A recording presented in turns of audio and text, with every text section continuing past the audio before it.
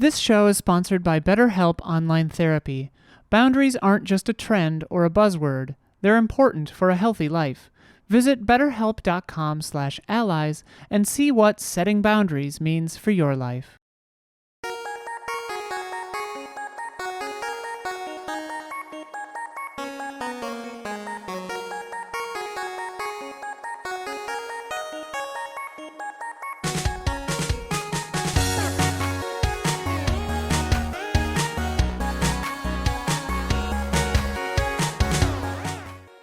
Hello and welcome to the Easy Allies podcast. I'm your moderator, Daniel Bloodworth, joined this week by a full desk because I wanted to get everybody a turn in with Brandon before he departs. We've got Bradley Ellis. Yo. Ben Moore. Sup? Brandon Jones. Yo. And in the control room making all this happen, Isla Hink. Hi, Don's here too. Hi, Don. He's over there. Yo. He edits this. Now. I should probably It's crazy. officially add Don to the intro. Don in the corner. Yeah. That Don is reading from his arcane spellbook right now. It's true. Yeah. He just doesn't have a mic, so that's... Yeah, I should angle the camera so it can see both of us, but I'm not sure he wants you to witness the strange and bizarre things he's doing right now. Just in case. Polymorph. Distinguished guests, we're just here to discuss some headlines this week. We're going to actually talk about a lot of other weird stuff. We're going to talk about Brandon Jones mostly. The weirdest stuff of them all. Before we do that, we must answer for the mistakes we made in last week's podcast. Isla, begin corrections music, please. Boop.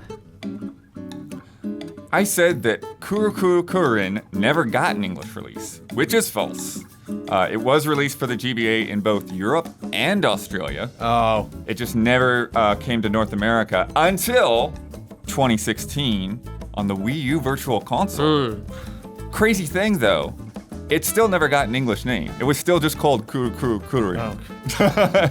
Even in Europe. I feel like if you're in, you don't need Yeah, it doesn't matter. It would be a hindrance to change the name. That just slipped on by us. Yeah. Sadly, Kururin Paradise for the GBA and Kururin Squash for GameCube were only released in Japan. They've never been localized. Squashed or in squash? No, just Kururin is one word. Right. Squash. But yeah, I've got all three of those irritating games, though. Okay, good. So, if we ever want to play them. Locked. Blood, did you ever play the irritating stick on PS1?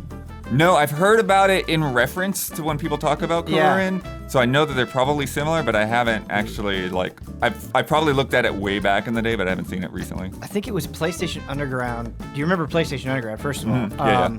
They always did this super sick thing where, in addition to their normal North American demos, they would have some crazy Japanese demo and an irritating stick. On the disc, nice. Yeah, it was Oh, one of cool. the, or maybe irritating stick also got a North American release. I don't remember. I think it did. These are the deep cut mysterious monsters questions that I hunger for. I'm making notes for The this. panelists are like, what? They're like, yeah, sorry. Not exactly a correction, but several people came to the defense of the Super Mario Advance games, pointing out that Mario Advance 3 and 4 in particular had extra bonus levels added. Oh. Irritating Stick did receive a North American release February 3rd, 1999. Nice. 1999. That Indeed. seems. Yeah, that was a couple Late? years before. A year after Yeah. the original Japanese release. Oh. Basically, March 19th, 98. Also, those Mario Advance games have the worst numbering. Super Mario Advance 4, Super Mario Brothers 3. Okay, I was going to ask, which one was that actually? One of my favorites. Super Mario World 2 Yoshi's Island. Well, that one at least made sense. Yeah. But on the GBA, it was Mario Advance 3, Super Mario World 2, Yoshi's Island. Call of Duty 5, Modern Warfare 2. Yeah. While it is that? didn't get an official title, Amy Hennig's Star Wars game at EA was commonly referred to as Project Ragtag. Yep. Oh, Good sure. reminder there. Yeah. God, that's a vibe that we haven't really had that much of. Isla, you were trying to remember the name of a SimCity game in video games. that let it's you like drive around on the smuggled streets, vibe. and that was most likely Streets of SimCity, released in That is 1997. correct. That is the game I was trying to think of. Yes, thank you. Yeah, that's actually got some Need for Speed Underground vibes. Oh, Before really? Need I for never Speed actually. Underground, yeah. I could never play it. I've never played it. I've always wanted to make a city and then play it. Don and I should do that. And Sonic Origins had actually been announced back in May of 2021. It was just a release date and the bonus content that was revealed last week. There've just been so many Sonic re-releases and retro collections that I forgot that they had already revealed that. Can't wait for that collection. Gonna buy it day one. It is too expensive. Also, Sega's delisting most of the other classics. That's the other on other platforms. The other shoe dropping. Love that. Which I hate Power because play. it's like these are remastered. They're made for widescreen. They're different. Yeah. So why not have the other versions, the emulated versions, available as well? Yeah, it would be nice. Yeah. Would be It pretty would be sweet. nice. Like Rockstar went back on that, right? Where they were like, "Oh, well, sorry," and like put out the original versions. Like, I wonder if they can just be like, "Oh, whoops." Did they or did Our they bad. just They give you a did. discount? Didn't on, Rockstar like, Steam go or the extra PC. step of like taking down mods for I'm sure they old did, games yes. as well? You just gotta backpedal. Yeah. And if you have a correction, leave it in the YouTube comments on either the Patreon ad-free version of the podcast or on the public YouTube version. Include the word correction and include a timestamp so we can remember what we were talking about. End corrections music. Boop. It's a bittersweet day. It is the last podcast. Officially. As an employee, yeah, I might Brandon guess Jones. on occasion. But No, never coming I love back. how This day you next get week, more I'll be on the involved beach. The closer you get to retirement. It's true, dude. All these things keep It'd be popping funny up. Finally sneaking back in. after you officially retire. You're just like on the podcast every week. Yeah. But we never acknowledge it. Right. Like trying to hide and like mustache and glasses, like dress up like a ninja. Is he Creeping up on auto dudes. battling in the corner? I Yes. think it's Jones auto battling in the corner. Yeah, I hear Captain America fighting over there. What's going on? But yeah, Jones, so you have been absent from this podcast between February 18th to April 8th. And then after this, you'll be quote unquote gone for good. Apparently not. But we talked about it on streams. We talked about it on our What's pissed EasyX about it? announcement. Yeah, No, it's just fun. it's a wound. We had hours and hours of Cup of Jones discussing it. Yeah. But some people only listen to this podcast, and I Right. don't think that Right. you've actually been here to say what's going on. Well, we were talking about the ripples. It'll probably be years and years before, like 2 years from now, I'll get some message. It's like, what? Like you left? I've literally been on a cruise around the world for like Right. 2 years. Is that the Game Trailers guy? What? Yeah. Oh yeah. Finally caught up to Easy Allies. Well, I missed him. Only 6 years.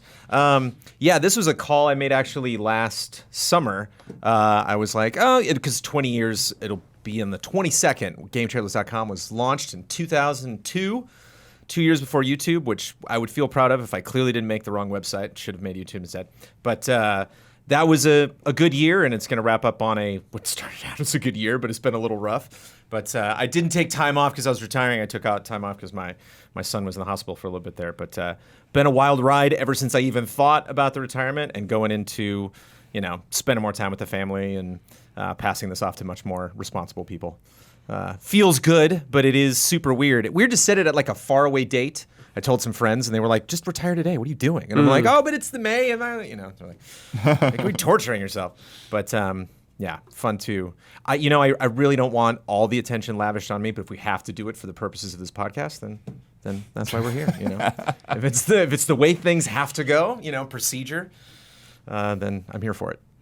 So Jones, I kind of prepped you. I went through the past few months of stories while you were out. Yeah. To see which of these you would want to talk about. Which of these I knew happened? There were two in particular that stood out to you. Yeah. One of them is that E3 was canceled again, which is just the digital version of E3. We'd already known that the event was Right. canceled, but yeah. So what's your take here on E3 just not having a branded presence even in live stream form? Yeah, I want to weigh in just because I've always lived in LA. We've always been based in LA, and so it's just always such a bummer. I didn't know it was even considered to a point where it was a thing to cancel. It's like I thought. It seems sure. we're gonna go through this again next year. Where they we're gonna try to put something together, but we'll see what happens. It's like it feels like nails going into a coffin, but it just every time there's a hammer strike, I got to kind of come out and be like, I had fun there once. I just want to let it be known that was a neat thing, and it's really, I think, one thing that I'm still going to be so obsessed with, even if I'm not doing games news every day. It's just and actually, this will be so much more exciting. I think I'll finally have a concrete opinion on it. If I'm on the outside looking in, when am I told anything? When is my attention really grabbed? with like, oh God, this happened. Like I'm sure, obviously, when the Game Awards happen, I'll pick up goatees and I'll follow people on social media all over the place. So like I'll hear things, but there's something about like, oh my God, like the Xbox date was just picked for the 12th, and and so like it's like that hype circles, that hype machine is starting to rev up a little bit, and it just feels so weird that we're all kind of still, even Keeley, like we're all stuck on June, and it's like we don't have to do, like there's nothing really like video gamey about the summer. Like the pandemic just kind of made every week the same. We're all just playing as many games as we can. And June only happened that way because E3 got weird one year. Like it used to always be May. Well, May 22nd, the 20th anniversary of Game Trailers, because we launched on that the first day of E3 that year, and it was always into May. Star Wars was the beginning of May, and E3 was the end of May. It was that Santa Monica year when they're like, we're going to do something different. We're just going to make you run around hotels that are not within walking distance. Yeah. Oh, God. But even thinking, I actually just drove past a hotel where like I went to like super weird pre-E3 meetings, and like, man, to this day, I've gone to, there are pre-E3, like,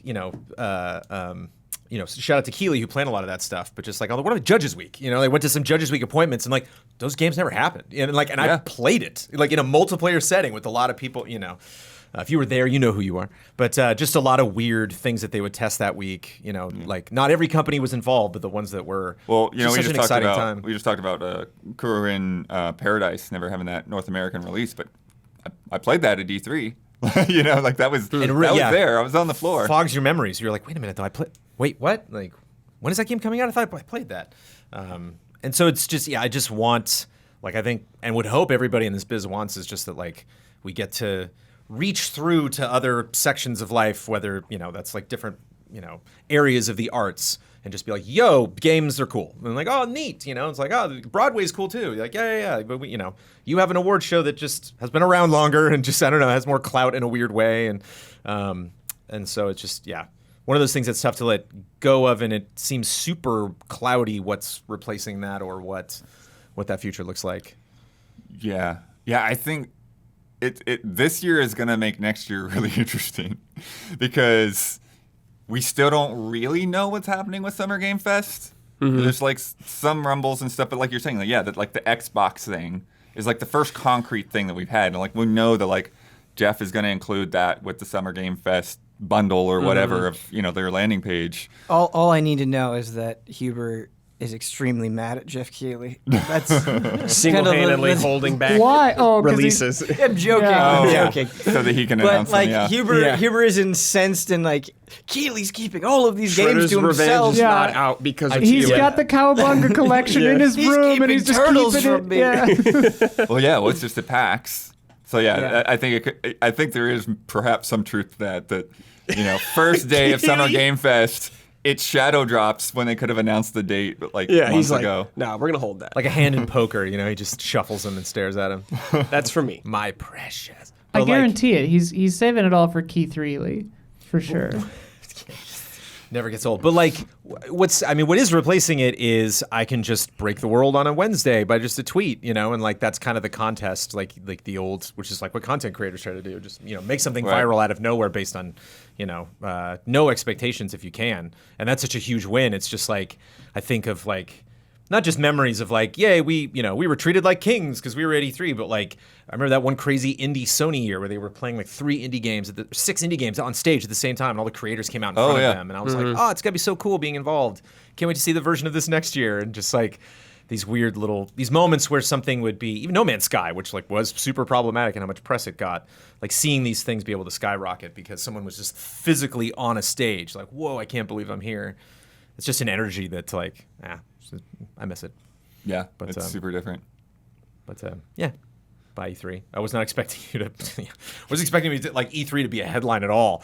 maybe that's the thing that's finally going away. It's just like you can't can't get traction on saying anything about it. They say they're coming back next year. We'll have to see. The next one that you want to talk about was the Perfect Dark staff leaving, and Crystal Dynamics kind of picking up the slack from all the people that are just going out the door of the initiative. I didn't know about this at all.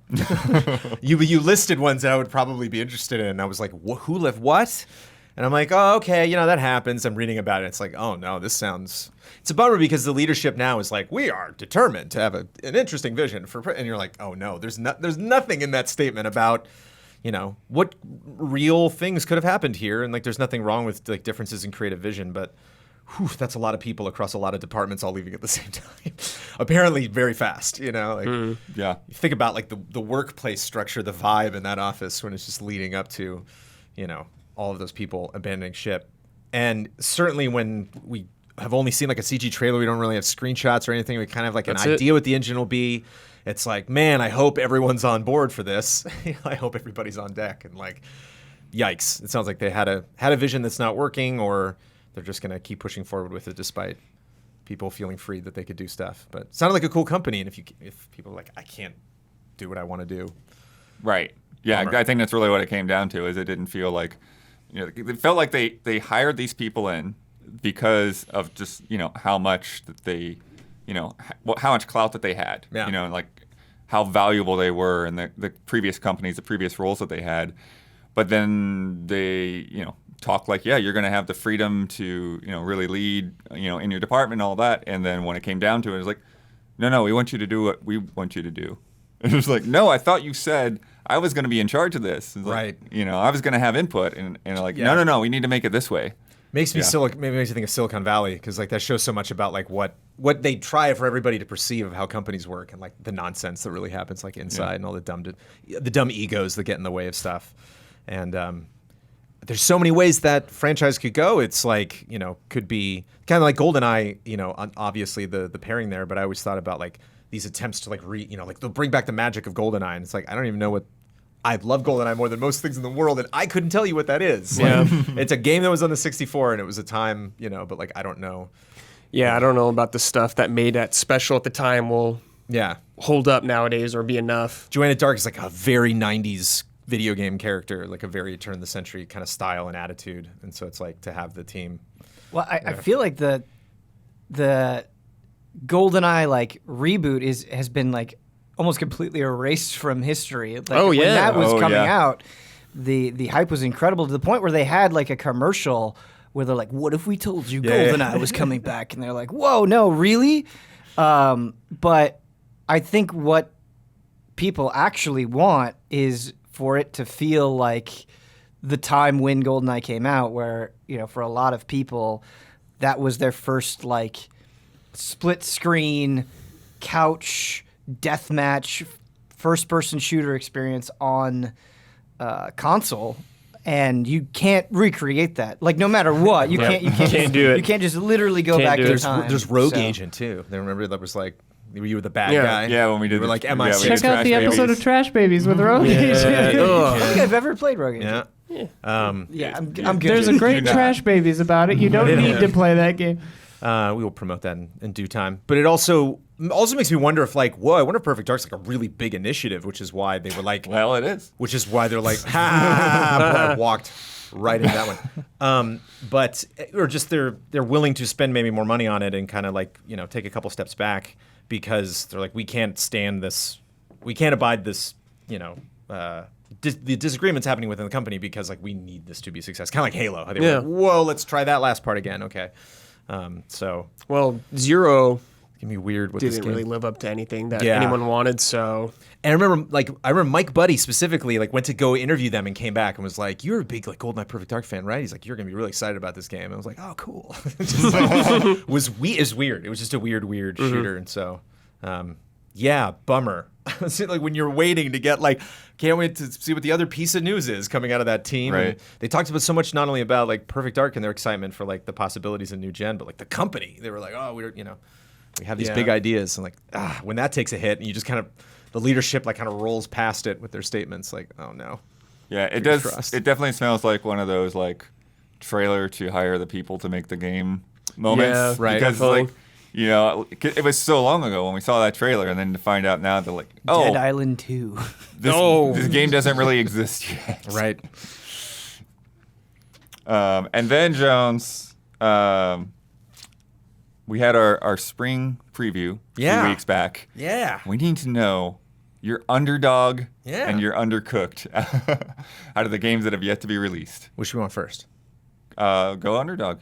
My underdog is Cuphead: The Delicious Last Course, Nice. which wouldn't seem like an underdog because it's so huge. And like I was really surprised among my like godsons and their like 8 to 12-year-old, where they were like, forget Fortnite, forget like everything else, forget Five Nights at Freddy's. Like it's all about Cuphead right now. I And had was the like, same wow. experience where like my nephew out of nowhere was like, for Christmas, I want Marvel vs. Capcom Infinite and Cuphead. And I'm like, what is happening? Because all he played was like Fortnite and Minecraft. This is great. Yeah, and I was big. like, this is a good arc. Because it was like into. it was kind of a benchmark, you know. Like it was like if you beat Cuphead, how fast your time, you know. Like there was a lot of that, and I never beat Cuphead. and Right. This stuff's hard. I think maybe Cuphead seems like the kind of franchise where if you like know it and like it, but haven't played it in a while or didn't play it but have always wanted to, it can maybe seem like, oh, it gets DLC every now and then. And it's like, no, this is a big thing. You know, like this is a lot of content coming to that. It's stuff that people have been waiting a long time for. And so, you know, I wonder if some people are underestimating it, which is why I like the word underdog associated with it. That I think it's just like, it's going to be awesome. Yeah. Yep. I Pretty great out the gate. And Yeah, I think there's a sense that, you know, with kids, like you can put this box on them, right? To where it's like, oh, you know, kids don't want something that's that hard. Give them something that's simpler or whatever. You know, but like Cuphead's not that complicated. It just takes practice. You know, it It's easy to understand, yeah. Time. Yeah. Yeah. So I think it's, you know, and then kids, I mean, now there's more options than ever, but, you know, usually like kids basically like you get a couple of games, whatever your parents give you, that's what you're stuck with. Right. And so, you know, if you're stuck with Cuphead, then yeah, you're gonna go through, you're gonna master that, you're gonna get all those boss patterns down. Yeah, I can totally see that. But it's not expected, but it's really cool. yeah, like got two godsons, one's like, you know, 12, one's 8 or 7 around the time, and it's like he's the co-op partner, so he's just like railing on his younger brother, like, come on, man, you got it. You got to double jump, man. You got to bring me back. And my undercooked is, even though I think there's always a chance to turn things around, I have to be pessimistic about Mario Strikers just because they just don't seem to care too much about a lot of the sports stuff. And I know, you know, Strikers is really interesting, and there's the potential there, but it's just based on just their track record. It's like, I don't want to get too excited for it because it could be not feature rich. It could be, you know, weird in some way, focus on some gameplay thing. Isla, check me on this because I'm not 100% sure it's true, but I think I saw someone recently saying that Next Level Games also made that Captain America game. That's what it is, Next Level. I couldn't remember. Yeah. I couldn't remember the name of Frame Trap. Damn. Which was a surprise to me. It's like, wait, they made that Captain America. There apparently is a Captain America Super Soldier game made by Next Level Games. Just finished it, yeah. Full playthrough, baby. I think if any company could take Mario sports games on the Switch to the next level, it would be Next Level Games. Fingers crossed. Yeah. Yeah, it's more of like as much punishment as I can levy against Nintendo because that's so hard to do. Just on like, you know, some of your sports games aren't fully featured. There, take it. Oh, Nintendo has a lot to complain about. Yeah. Those are my picks. Next up, we're going to walk down a little bit of memory lane. Jones, I asked the $5 tier to give me some memories, some Brandon Jones memories, mostly from the podcast, but there's some other things in here as well. Brandemeries. I like that I get to upstage Call of Duty news on this podcast. That feels good. You know, just you know, last hour. We'll get to it. Some quick favorites that came up, of course, the episode 300 wrap. Yeah. Upside That Frown.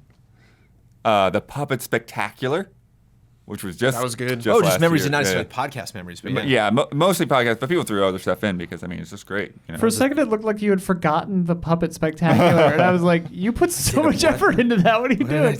Yeah. Buttons, of course.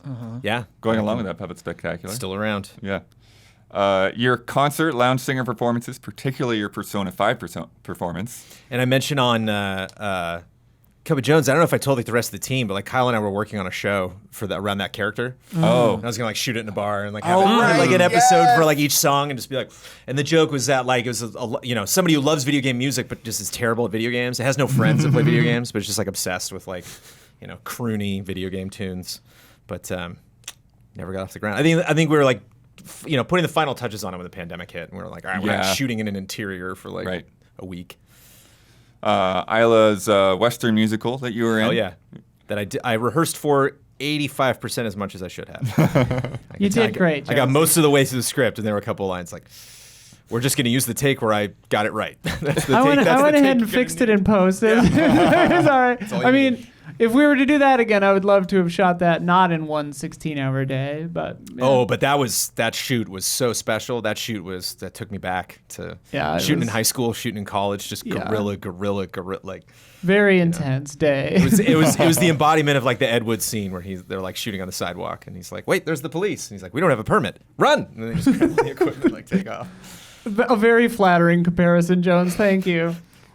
And then, of course, the behind-the-scenes studio tips and tricks. Yeah. Oh, yeah. That one stood out when I was like just scrolling through stuff really fast. I was like, God, that was fun. What was that? I like 55. Is it 55? Was this the one with the hentai yeah. folder? Is that one or is that? That was a different. Okay. Yeah, I think it was different. We did Yeah. two That or was an three tips and announcement. tricks ones. That was an announcement stream, yeah. But that That was a stream. Well, it's funny because we had to do that work. So that was like that was all you, Isla, for being like, we should make this a video as long as we're gonna be doing this. Like, it's a good idea. Yeah, just like a crappy It's a good idea. half-ass. Like, I got to use those Red Giant filters I pay $300 yeah. a year for. You know, That's like, even gotta still use confidence that. in a crowdfunding community is pretend you're gonna mess it up. You know, do the Charlie Chaplin goofy construction video. So they're like, I'm sure when the camera stopped rolling, that's when things got super professional. Like, yes. And then I have some longer comments here, individual moments from Jenky Frankens. To this day, I think the thing that got me to be a patron for you guys was when you played Pokemon or Real Animal Fact, and Jones did the bit about koalas having similar enough fingerprints to humans that they've been framed for crimes. Do you remember the quote, Jones? Yeah. He's the quote. Is a koala? No. Yeah. Something about a koala. And it's like. Oh no! It's on the Okay. I can do the voice, but the specific words. Yeah, so what do you mean you let him out? What do you mean you let him out? Is a koala? Turned out to be a koala. Turned out to be a koala. That was good. Got caught with that one. From Francisco, I will miss my favorite next-gen adventurer, Anaconda Lockhart, as he ventured forth into the mysteries and treasures of video games. Jones, I barely remember the name. What was Anaconda Lockhart? That was the Xbox codenames, right? But there's a character too. Oh. Well, no, that was just you put those two words together, and it sounds like Sounds like some Crocodile Dundee, Yeah. like direct Anaconda to Lockhart. DVD sequel Yeah. or something. Hunting koalas. This is, yeah. Stephen Grant. What do you mean? Yeah. From Sean Dupree. Oh, worth yeah. knowing that. God, I can't. Dave Cleland, I believe, he's the guy who sent us the Lego, like the garage. Oh, yeah. Does a ton of CG stuff, and that's why he's obsessed with Legos because he can previs them in CG. Oh, that's And cool. he did a Mega Man animation that like a lot of allies saw over a lot of period of time when he was developing it. And then one thing he like at the end of an animation took, what do you mean you let him out? And he had Mega Man say it. And I'm just like, what the? I couldn't stop staring at it. I'm like, That's so cool. honored. I miss Mega Oh, Man. Jones, Honored to be an Australian Mega Every Man. day. get hyped for the Lego Brick Tales, dude. It's kind Oh. of sweet. You're gonna like it. Yeah, you Jones. guys- I feel like that it's yesterday. weird how often I think about Mega Man. Like it just pops into my brain. Excellent. What just popped in there? Mega Man. Just Mega yeah. Man. Oh, Mega Man just constant. walking Big down the street, street. like Lego giant Mega Man would be a Somebody cool couldn't crossover. possibly hurt us. It would be so because like right, Mega Man already gets the powers from the boss. Think what you could do. You could like mix and match different parts so you could get different power. That'd be so Make cool. your own robot master. Yeah. Yeah. Oh my god. From Sean Dupree. Long time ago, I told Jones that I was playing Final Fantasy VI, and it wasn't jiving for me. I wanted to know what made it his favorite in the series. He explained his thoughts on the gem and asked me to follow up with him on how I felt when it was finished. Uh-oh. I forgot until just this moment to tell him. It's one of the best. I was comparing it to 5, which I had just completed and was impressed with the level of customization 5 had. Yeah. When I had written to Jones about 6, I hadn't even gotten the espers, so very little, if any, customization could be done yet. The story of 6 is the best of the mainline Final Fantasy games, bar none. So I guess what I'm trying to say is, you were right, and I was wrong. All right. Boston Sean. What a gift. Shout out to 9. There's nothing wrong with that, Shout out to Story 9. It's pretty good. It's getting a remake. We were talking. Yeah, I think It is so. I not think- getting a $13,000 statue yet. He's not getting yet. I think somebody on Cup asked me. Sexy Steiner, though. My personal top 3 didn't include 11, 14 because it's just a whole different thing. It's like hard to compare 11 against like another mainline. But I thought 6, 9, 12. I think it was my top 3. 12? Yeah. Really? Yeah. Wow. Love that Right. world and that I auto still need to that play auto 12 battle, baby. someday. You can't beat it. I should have known, dude. I forgot about that. Okay. The speed up auto You could battle. literally just I love how fast do they run nothing. down the hallway in the remake. You can just do nothing.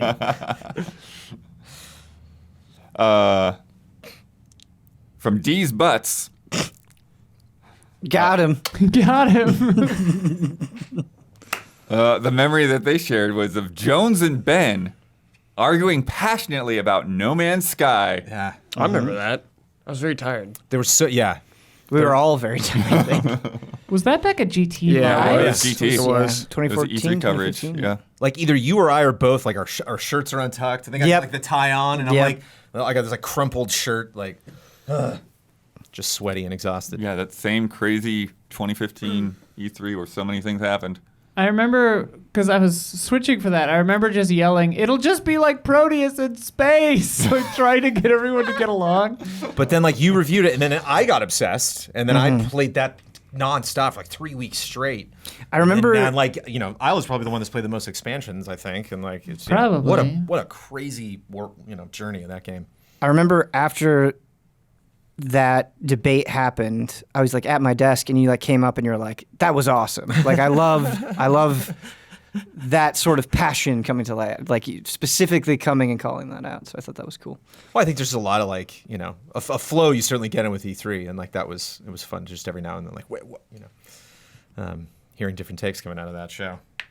And you just, the way I was always described E3 is that like I would drive back in that last day and my head would be just hot. Like my literally brain would be like, I can't do another day of just more information about this industry. It's just so it does weird things, it does crazy things to your brain. E3 is like exhausting in and of itself because it's literally entire days for us, like just back to back to back. And it is like, you're trying to remember everything that you played, everything that you saw, talk about it, like provide real insight.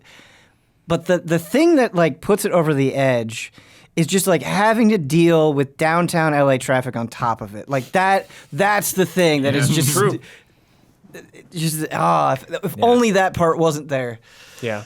But the drive to there after like the press conferences, the first day is Oh, always you're the best. hyped. Oh yeah, it's exciting. Especially it's awesome on a Sunday, you're like, in a lot of ways. everybody's but- home. Also, the fact that it's always like 97 degrees. Yeah, it's always hot. Fahrenheit Yeah. down there, always hot. and we're carrying like schlepping cameras around. It's like Don and I are always like dehydrated nightmares by the end. But just like trying to get to an appointment and being stuck in traffic is just like this Yeah, it sucks. pressure cooker. Oh, It sucks. Yeah. Yeah.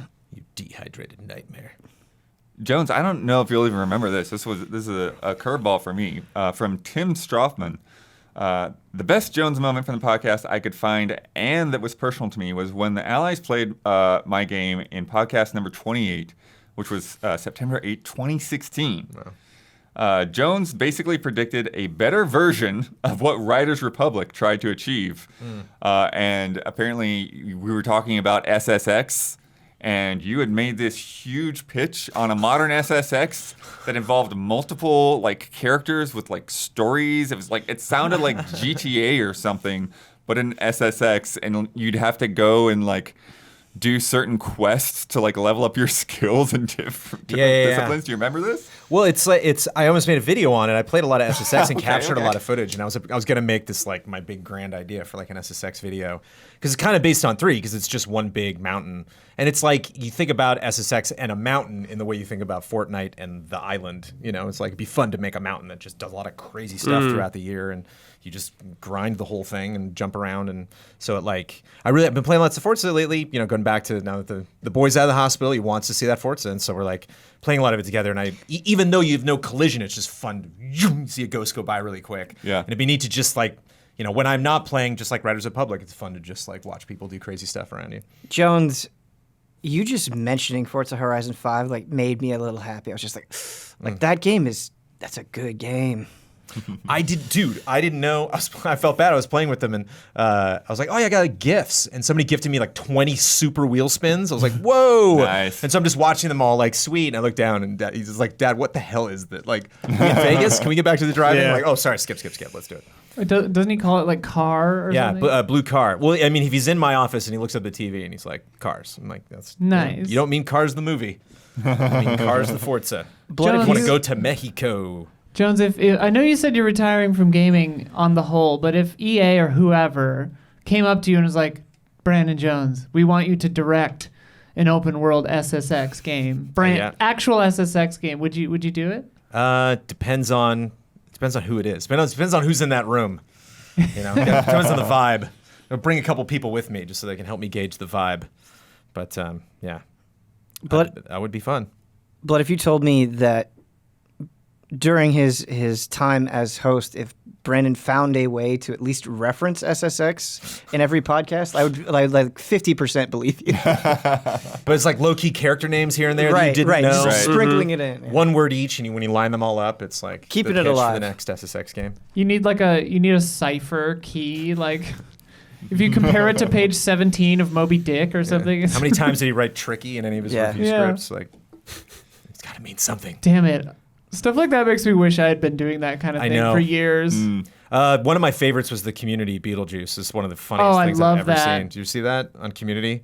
Where they say Beetlejuice 3 times in the progress of the show, and on the third one, he's like, "Well, that's like a Beetlejuice," and Beetlejuice walks by the window in the background. So they're like, but it's over the course of like 4 seasons that happened. Yeah, it was the long con. Very well. I guess done. I kind of did that with the Chrysalis, like the coming out stuff in Easy Update. This episode's not about me. Never mind. Right. Get in line. Get in line. I'll retire next, so we can talk about me. Alexander Zarianov has 3 great ones. Just 3? Well, yeah, just 3 right now. Who knows? They've probably got a list of them and decided to keep it brief. But podcast number 81, October 11, 2017, Jones did all the sponsor reads in an aggressive Batman voice. Yeah, remember this, Brad? That was an attempt. I was like, what if I did silly voices for our sponsor reads? And I was like, boy, am I going to run out of those really quick. Yeah. 3 minutes of Batman voice. Yeah. Reading sponsors. Awesome. IQ-less. Yeah. People love when you yell into a microphone. They're big fans when no music is playing. They like it a lot. Podcast 165 on June 5th, 2019, the infamous Final Fantasy VII and marketing campaigns. Oh, yeah, it was. I don't like Butterfinger. I know. What I'm not a big fan of is Final Fantasy's story. What I am a big fan of is marketing campaigns. Which I was talking about the trailer and how good it was. We've got. This was before I played and absolutely adored remake and have since gone back. Didn't want to play too much Final Fantasy VII because I in 3 hours got through all of the content in the first remake chapter. But I will definitely make time to go all the way to credits on my own Steam. I've seen all those cutscenes and know the story, but never finished 7. And then the most shocking one, podcast 190, November 27th, 2019. We are at the end of the betting season. Kyle makes it clear that there's no way that he and Jones can catch up, to which Jones replies, "Shouldn't have had a kid." Yeah, that's a good one. I slowed everybody down. Yeah. I had that because I was recalling stuff, and I think it was on Cup of Jones. I was like, what was going on in 2018? What was I doing? And Jones like, you had a child. And like, oh, right. It's like, why didn't I review that? And what was I doing? Like, oh, yeah. Right. Imagine, like, Milo as a teenager watching that being like, my dad forgot about me. Like somebody of our community, like, reaching out. Yeah. And just like, do you remember this? You're like, no, nobody told me. Thank you. I appreciate you letting me know. The depths. This depravity. So, I am enjoying these microtransactions. I thought was the worst. I thought it was like one of the worst. Like, that's got to be the worst thing. That's got to be the most tainted, awful. Even if you add up all the times I brought the concept of NFTs onto this podcast, you're just like, that's got to be the absolute most atrocious thing. Got to do it one more time. Just the whole concept. It's too spicy. Jones, you've been on this podcast and the previous podcast pretty much from their inception. It was as long as I've literally followed gaming news. Like I was just not a gamer who needed, like to know a lot of that stuff. Even with something like Disneyland, which I'm just so passionate about. Like I don't read the blogs. I don't, I'm like, I like to be surprised because you have to wait so long for these things. So it's like I feel bad now. It's like I almost don't want to know that, you know, they're making a cool Indiana Jones game. It's like, just make the game. Oh, stop it. You know, don't play the theme. Stop. You know, you're getting me excited, and then a week from now I'm going to be in this lonely non-Indiana Jones video game desert and just like, you know, waiting to get to that oasis.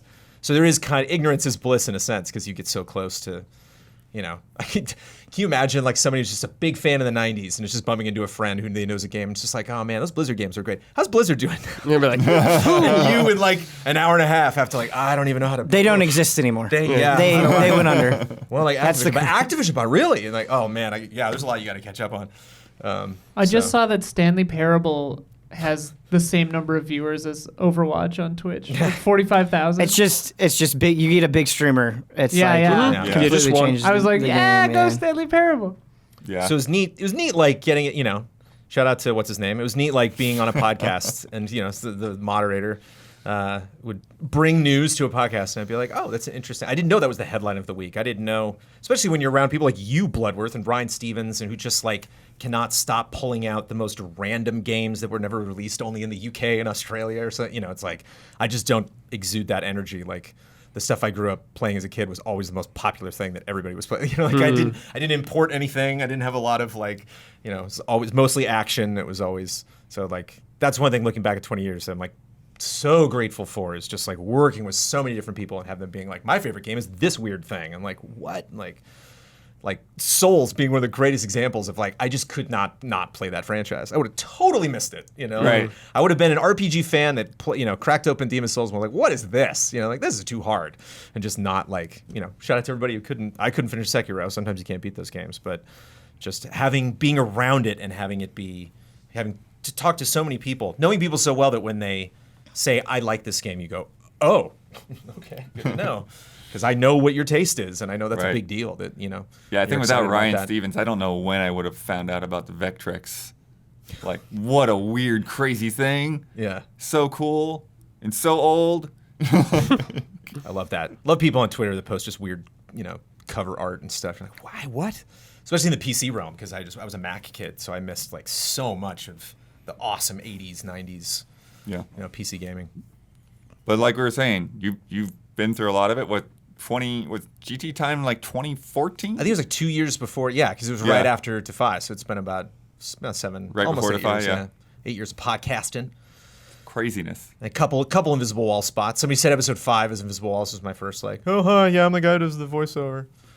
Like obviously you were in like an alternate dimension the past few months, but did it feel weird, like not just being on the podcast at all? Like not talking about all this craziness? Well, that, I mean, to give people a timeline too about like, you know, just even thinking about retirement, that whole concept. I keep thinking of Blade Runner, Isla, just, you know, retirement. Yeah. But I keep looking over my shoulder. Wait, is that what we get to do? Does that mean, give me a head start, okay?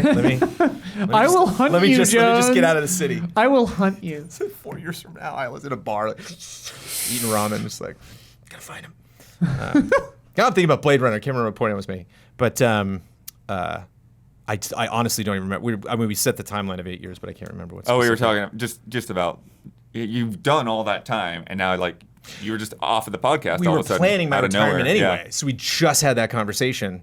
So I'm hoping I don't cry on this podcast tonight because I cried when I told all of you, when I told the two of you, and when I told the rest of the team. So it's just like, you know, the hardest part of it is just that like this is so much fun. This industry, so you know, I'm like, oh, I'll just cruise it on the podcast. Modern Warfare 2, you know, it's just like I want, you know, this is nice, but I'm also excited to get to that conversation. I can't wait to hear what you have to say about it, and like it's hard to pull yourself away from that. So I'm sure I'll probably get through like, you know, 2 or 3 weeks, and then I'm like, all right, I gotta just watch everything they're putting out because I gotta know what's going on, gotta see those streams. I'll make Gundam building a regular thing. Like I will finally. Oh, please. Yeah. Oh, to watch, yeah. Yeah. Because I would have it on in the background. It's so bizarrely addictive. Yeah. Like if you make the mistake of like unmuting the stream when Gundam is on. If you make the mistake of unmuting our content, you might enjoy it, is an official quote from Daniel Bloodworth. Nice. He's the co-head of this company. Nice. Watch us. Don't make the mistake of unmuting it. You Keep it muted. God. But it's just one of those things that doesn't seem like it should be. It doesn't seem like it should be. Well, it's Cup of engaging. Jones. I mean, it's You're just hanging out. Cup of Jones Just is sitting Gundam there. with only one person and no Gundams. That's Cup of Jones. I imagine we're using a Jones quote for the end of the episode. Otherwise, that would be it. Yeah. so I think you we should got just it. throw that in there. Yeah, We should make an intro for Gundam and have that be the Just- intro. It should be. With like Japanese like city But I pop mean, in the I'm I'm in the background. tempted context to that I make that have- the title of the next Gundam stream. Keep muted. I'm in the context of I'm in the middle of crushing schedules of work all the time. yeah. I'm just kidding. So the weird thing was it was what we had just planned. We literally were like, okay, we'll do all this, we'll announce it at EasyX, and then we'll kick all that stuff in, really into high gear a month later. And it was like, actually, we'll do it this week, right now. And so everybody was kind of, ready for that. And we've traded podcast roles before. The weird thing that I do remember looking back, it was whenever I was not around for a GT Live, that was Unhinged. GT we had Time our, or our GT Live? GT Live, our Okay. weekly live show. Sometimes I wouldn't moderate that. And that was like, I would check into that. And I mean, it was... We'd play Mortal Kombat in the background. That was Shinnok and Ben that was a getting wild. The parents aren't around. That was a different That's what it program was, yeah. than it was when I was on that. Oh but, yeah, but wonderfully. I mean, so. I'm it's, I've got time off that I have to take, coming up here in a couple of months, and like, who's taking this seat? We're gonna have a muted podcast. Yeah. See, that's the thing. It's Yeah. like, We'll see. a lot of people communicate. They're like, "Oh, it'd be a bummer not to see you and stuff." But it's like, man, you get the right weird people in the room, and you never know. Speaking of somebody, who moderated for a couple years, like it's just a whole different podcast when you change this whole dynamic. It's like Damian Huber's totally different energy. Like Brad and Huber, totally different. just straight up different show. But Jones, part of that sudden departure, we never found out who gamed it. It's true. We had this whole true. murder investigation going on. Right. I come in here. I don't have the files. I don't have the paperwork. I don't have the evidence. You've been working on this behind the scenes. Brandon Jones, please let us know. Sebastian Castellanos is actually working on it. He was assigned. He was assigned to the case. I forgot. Yeah. Oh yeah. And actually, this is going to come out in the press. There's some people that are trying to cover this up as much as we can. I don't care, man. I'm going to come out and say it like it is. We've had some people on our patreon.com/EasyAllies that have been working diligently to hit the streets, get the news that we've uncovered the whole case. Someone is in jail right now for the crime of killing Lanky Kong. This is, of course, was the Easy Allied detective agency that solved this. What we know is that Lanky Kong's body was discovered in the slums of Sector 5 of Midgar, and we believe that the murder took place on Rainbow Road and a blitzball was involved. We put Sebastian Castellanos on the case, and then I had to leave the podcast for 9 weeks, but I'm back to land this right on the runway. So Castellanos' suspects included Travis Touchdown, Ezio Auditore, Johnny Silverhand, Master Chief, which I was surprised, but he was exonerated, and Mugman, which would be horrible to see given all the exciting things that are happening to that series. But it wasn't any of them. Who killed Lanky Kong? It was Wii Fit Trainer. Oh. Apparently, Wii Fit Trainer's not fun to work with. They got super upset when Smash Bros. Ultimate was announced. Threw a fit every time new characters were revealed. Apparently, when Nintendo was developing a new Wii Fit with Lanky as the main character. That's motive right there. Lanky was described as, quote, disrespectful, cocky, snooty, at best unintentionally belittling to other Nintendo characters because of his strong arms. Yoga doesn't mean much when you can touch your toes by standing straight up, stuff like that. It was this disrespect to the sanctity of pure exercise that really got Wii Fit Trainer heated, unquote. Sanctity of pure exercise. Also, clearly, Trainer possesses the knowledge and skills in sports to kill using a blitzball. I mean, I don't think that's anything Yeah. Jet that we shot. can debate. What's also really interesting to debate is apparently there are many other dimensions beneath Rainbow Road. Like they reset you when you're in Mario Kart, but like there's a lot of stuff going on down there. Midgar, it's down there apparently. There's a gateway below Rainbow Road to Midgar. The only way to get there though is to get the Nintendo Switch Online expansion pass. It's true. Which again, it's like there's blood, there's family money. plan. It's a lot. We can't get into it all together on this podcast, but was murdered on Rainbow Road, dropped off of Rainbow Road into Midgar, which. And this is the uncomfortable part. This is why Nintendo's trying to keep this under wraps. Apparently, the Mario family's involved. Been largely silent during all of this. Oh my God. Dun, dun, dun. Some are saying Lanky was a patsy. Who knows? Luigi might have sold Mario out. That's another case altogether. But yeah, apparently there's a lot more going on. But we know that Wii Fit Trainer, maybe somebody in the Mario family, maybe Luigi, made Mario look like it did it. Told Wii Fit Trainer to kill Lanky. Wii Fit Trainer is currently in prison for the crime.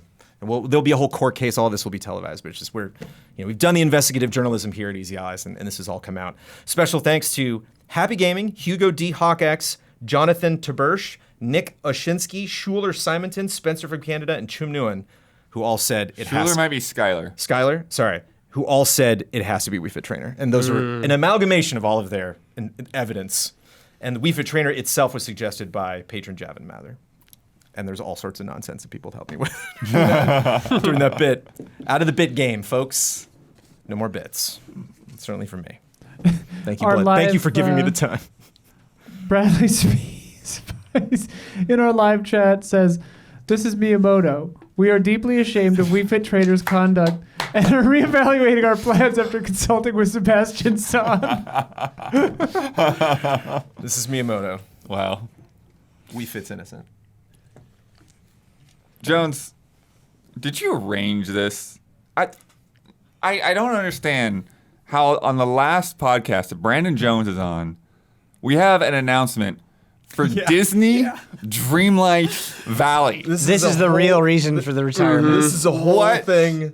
Here we go again. What is this craziness? This is described as a life simulation adventure game with Disney and Pixar friends. It's basically Disney Animal Crossing, and it actually looks good. Yeah, that's my number one thing is this game cannot look good. There's no way this game looks good. There's no way. I don't think we're looking at anything remotely close to gameplay. I think this HUD is going to be gross. No, we have seen screenshots and stuff though. Oh, okay. Yeah, I have an idea of what the game looks like. Now, maybe it doesn't perform that well in practice. It's weird because, like, obviously, like, you know, Infinity had figures and toy boxes, a whole different, you know, bag, but it was like a totally new style. Like, that was successful enough that they have toys now that they are still selling, like, kind of based in that style that would work across all of their properties. And it's like they're just kind of going to represent these characters as, like, they're pretty close to what they look like in the movies. And so, at least in what they're going for, you know, they're not like making them look like different so they all sync up. I love that Buzz and Woody are like to scale. Yeah, they're tiny. Yeah, that's awesome. Running around the same world with everybody else. But yeah, it's weird. And it's funny because everyone's like, I don't know, I think microtransactions might be involved, and it's like you think? Yeah. I'm fairly certain that's a. I would jump to that conclusion. Disney. I'm pretty sure. Right after Disney's blank, like probably. Like, yeah, microtransactions are very likely involved, but what's even worse is it's going to be like some cute name. It's like. Oh, sure. Like. Magic Pass. Bunnies or something. Yeah, Sparkles. Yeah. Happy Bucks. I got 200 free sparkles. But there were some, gotcha. There were some surprising Disney games that I just did not tolerate at all. There's some I remember there's a Simpsons game that was like you had to build Springfield, and then you would the earn a currency. One, right? Yeah, the Simpsons tapped out. They did a Family Guy one, and they did like a Disney version of that was very theme park focused. And I was like, oh my god, it's the only game I'm ever going to play the rest of my life. And like bounced off after just like 1 or 2 hours. I was like, this is very restrictive and just didn't have it. I think you're gonna love this game. Yeah. So this. Yeah. So from the press release, it describes it as probably design the Disney and Pixar villages. Script. Yeah. Players will be able to design the Disney and Pixar villages of their dreams across multiple unique biomes, ranging from the snowy mountains of the Frosted Heights to the peaceful meadow and beyond, with a wealth of customization options for their avatars, homes, and villages. There'll be activities like cooking with Remy from Ratatouille, gardening with Wall-E, fishing with Goofy. True. And then there's like sleeping with Sora. There's quests and stuff here. Excuse me? Sorry. Napping with Sora. I'm sorry. All right, there we go. Much better. Getting some shut-eye with Sora. So there's a quest to restore the central village after an event called the Forgetting, and you'll travel to Disney World and help townsfolk recover their memories. With a multitude of unique, individualized story arcs. And so Ben, this is what I was thinking, like the way that all this sounds, like it's actually starting to sound kind of like a Rune Factory. It sounds, I was just going to, particularly with like restoring memories. Yeah. Yeah. Yep. This is like a loss for anime then. I remember this thing on Disney Plus. So yeah, I'm curious. You go out, you do a quest in like the Lion King world or whatever. You go through this storyline, and who knows how much of that you're reliving the movie or how much might be new original stuff. And then you probably, you get some kind of things to put in your apartment. You get a roof or, I don't know. The biomes is fun because it's like if there's just portals to places, then it's fun to add more, as you go along. I just hope it makes sense and is organic. Like I think of, again, I've watched that trailer 6 times and I forget most of it. But it'd be interesting if Rabbit, from 100 Acre Wood came by when you started gardening and he's like, oh, well, I have tips. And, it'd be fun to, once you get into those areas, it's not just this is Buzz's area. It's bring in anyone that's even relevant to this, So I think that's kind of the bummer is whenever a new big initiative like this, and they're just look at all of these characters. It's 20. I'm calling it right now, 20 characters, and then you're gonna give up on this. There's never gonna be this, one encompassing thing other than the weird match 5, pillow character game they have, which Tumi Yumi or whatever. That's is huge. Oh, it's I know what you're talking about, but it's so rare in a cool video game form to get something that actually, in Avengers Endgame's where there's whoa, look how many there are. And then a Smash Brothers level, wow, I'm impressed. And I've never gotten to that level. They couldn't even release the Doctor Strange Infinity figure that didn't do anything. They were just don't even print it. It's what? Fans voted for a Peter Pan figure and they were like, no. It's okay. Thanks for having the fan vote then. Yeah, it's really hard to have any faith in any big Disney video game initiative, right, especially for deep cuts. There's gonna be no deep cuts in this. The Great Mouse Detective's not gonna be in this game. So it's I too like Wreck-It Ralph, but it's not as far as I can go in terms of thinking what would be neat. They'll do Star Wars update maybe and of course, Marvel update. But if they did Kingdom Hearts, I would be in. Yeah, and I love one thing that Infinity did that. Shout out to Skywalker Saga that does. It's you get a couple characters together and. They interact. Just sit for a couple seconds and Han Solo will be Boba Fett, whoa, they'll say something to each other and when you had Mr. Incredible say something to Jack Sparrow, it's oh, that's fun. Oh man, that's gotta be fun to write. If you're at Disney, being what cool one of the shenanigans we can get him up to. And, don't think there's gonna be a lot of Jack Sparrow. Unfortunately, shows what looks like the Pirates of the Caribbean thing with Ariel. Yeah. In the same yes. shot. Yeah. So that this is what it's like when worlds collide. That'd be fun. To have that playfulness, and I would enjoy it, and that song as well.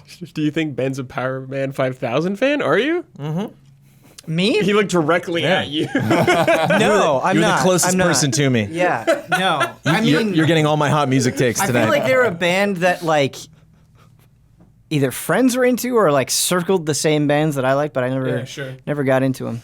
They need a random poo that walks around and just eat stuff around your town.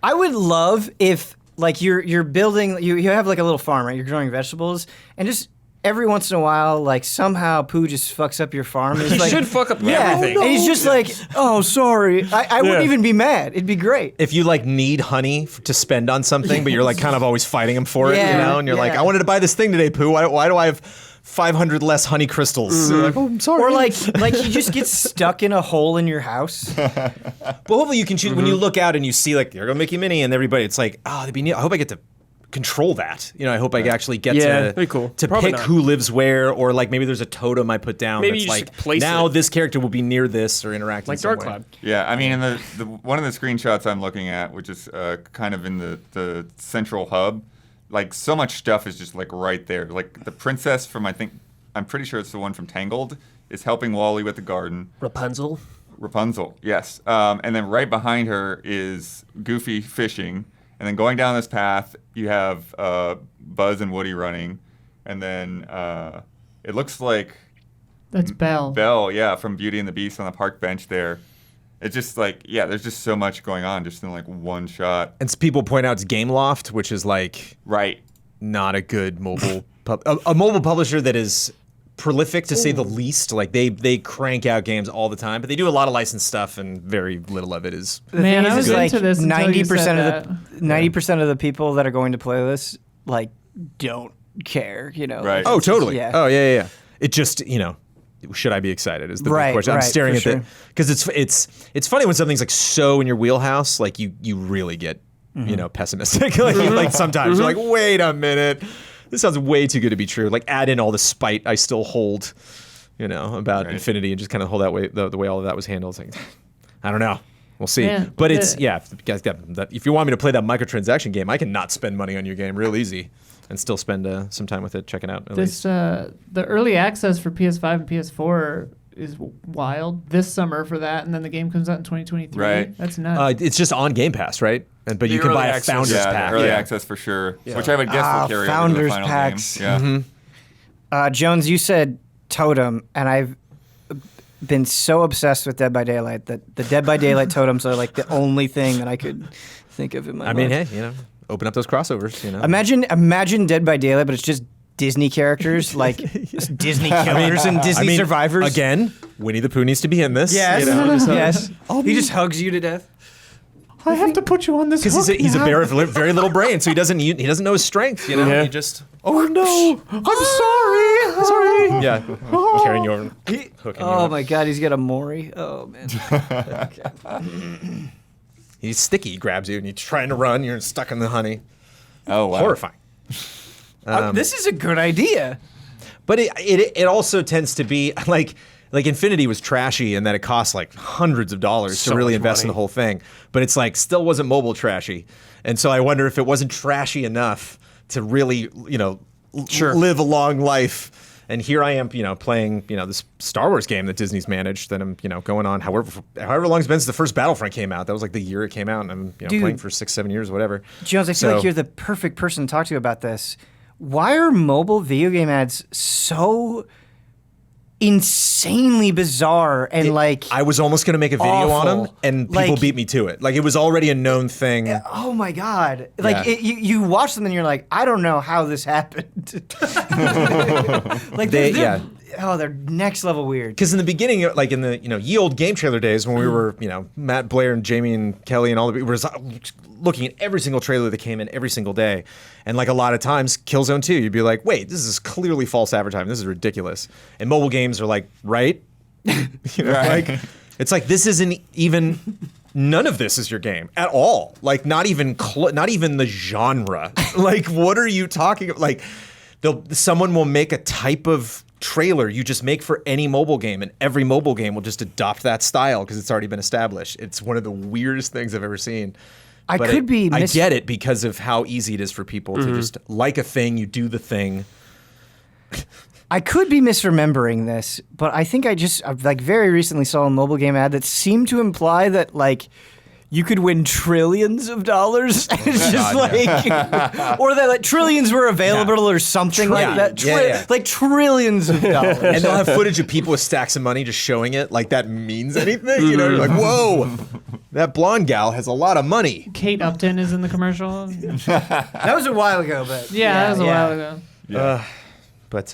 But that's what's wild. Point being, it might last a long time because of how trashy it is. You look at this game. Yeah. You look at the screenshots. You look at the trailer, and like it all seems like a level above all of that garbage. Yeah. And so like, what did you guys just suddenly like take all the people in your company and say, hey, let's make a game that we like? I don't understand. I love what a time capsule this is from my last podcast, because it's like going to be Book of Eli apocalypse like 10 years from now, and I'm just going to be playing this game on a broken phone.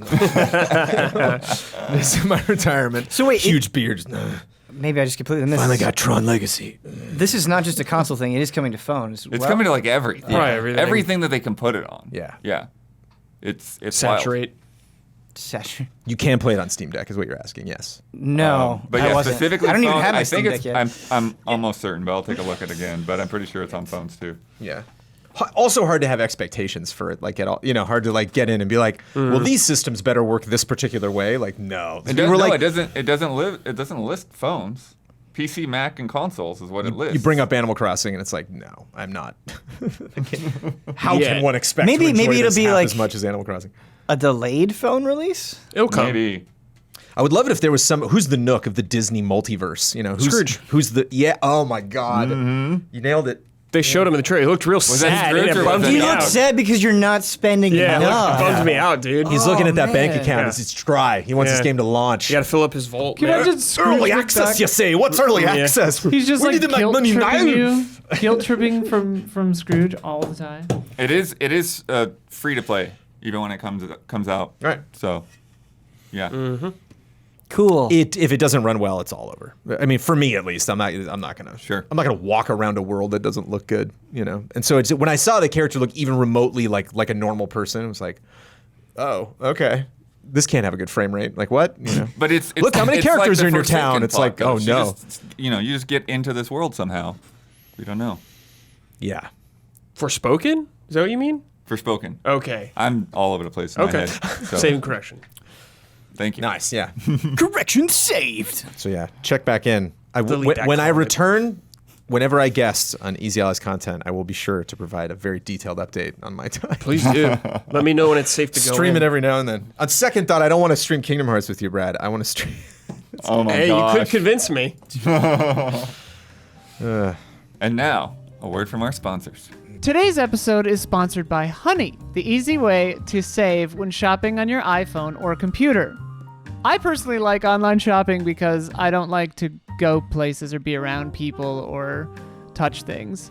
And so when things just show up at my house, it's very nice. So I shop all the time online, always. And when I have a promo code to put in, whoo-wee, that feels really good. And thanks to Honey, manually searching for coupon codes is a thing of the past. Honey is a free shopping tool that scours the internet for promo codes and applies the best one it finds to your cart. Here's how it works. Imagine you're shopping on one of your favorite sites. When you check out, the Honey button appears, and all you have to do is click Apply Coupons. Wait a few seconds as Honey searches for coupons it can find for that site. If Honey finds a working coupon, you'll watch the prices drop. It's very satisfying. Honey helps me personally. I've saved lots of money on bras. There are a lot of good deals for those, and it works. And so I've saved like more than $100 for sure. Yeah, and it's been a real boon for sure. Not all at once, you know. I have a lot of bras. Anyway, Honey's super easy to use. You just click the little extension. I use it in Chrome, so it's an extension. But you can also use it on your iPhone. I want it to work on Androids, please, too. I have an Android. Honey doesn't just work on your desktop, it works on your iPhone, too. Just save it, just activate it on Safari on your phone, and save on the go. If you don't already have Honey, you could straight up be missing out. And by getting it, you'll be doing yourself a solid and supporting this show.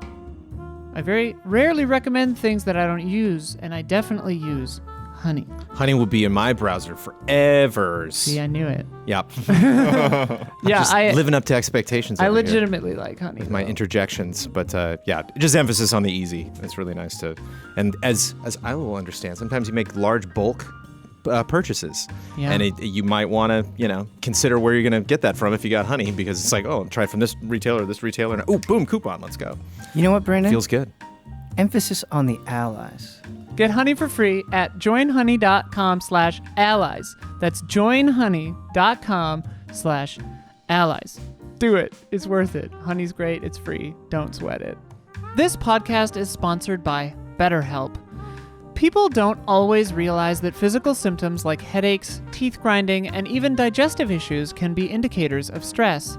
And let's not forget about doom scrolling, sleeping too little, sleeping too much, undereating, or overeating. I have been having a very stressful few weeks, and I've been having like tension in my forehead, and I've been grinding my teeth a lot, so I know what they're talking about. When they say that, yeah, even digestion, I was like, I'm an Oh, even. yeah. I'm an even. I'm that even digestive You're an stuff. even. If you can imagine it, digestive issues. It's like, that's precisely what happened to me. Yeah. I have long suffered from stress tummy myself. Stress shows up in all kinds of ways, and in a world that's telling you to do more, sleep less, and grind all the time, here's your reminder to take care of yourself. Do less, and maybe try some therapy. I have been in therapy my entire life, in and out, and it's huge. I think everyone should be in therapy. It is so necessary and wonderful.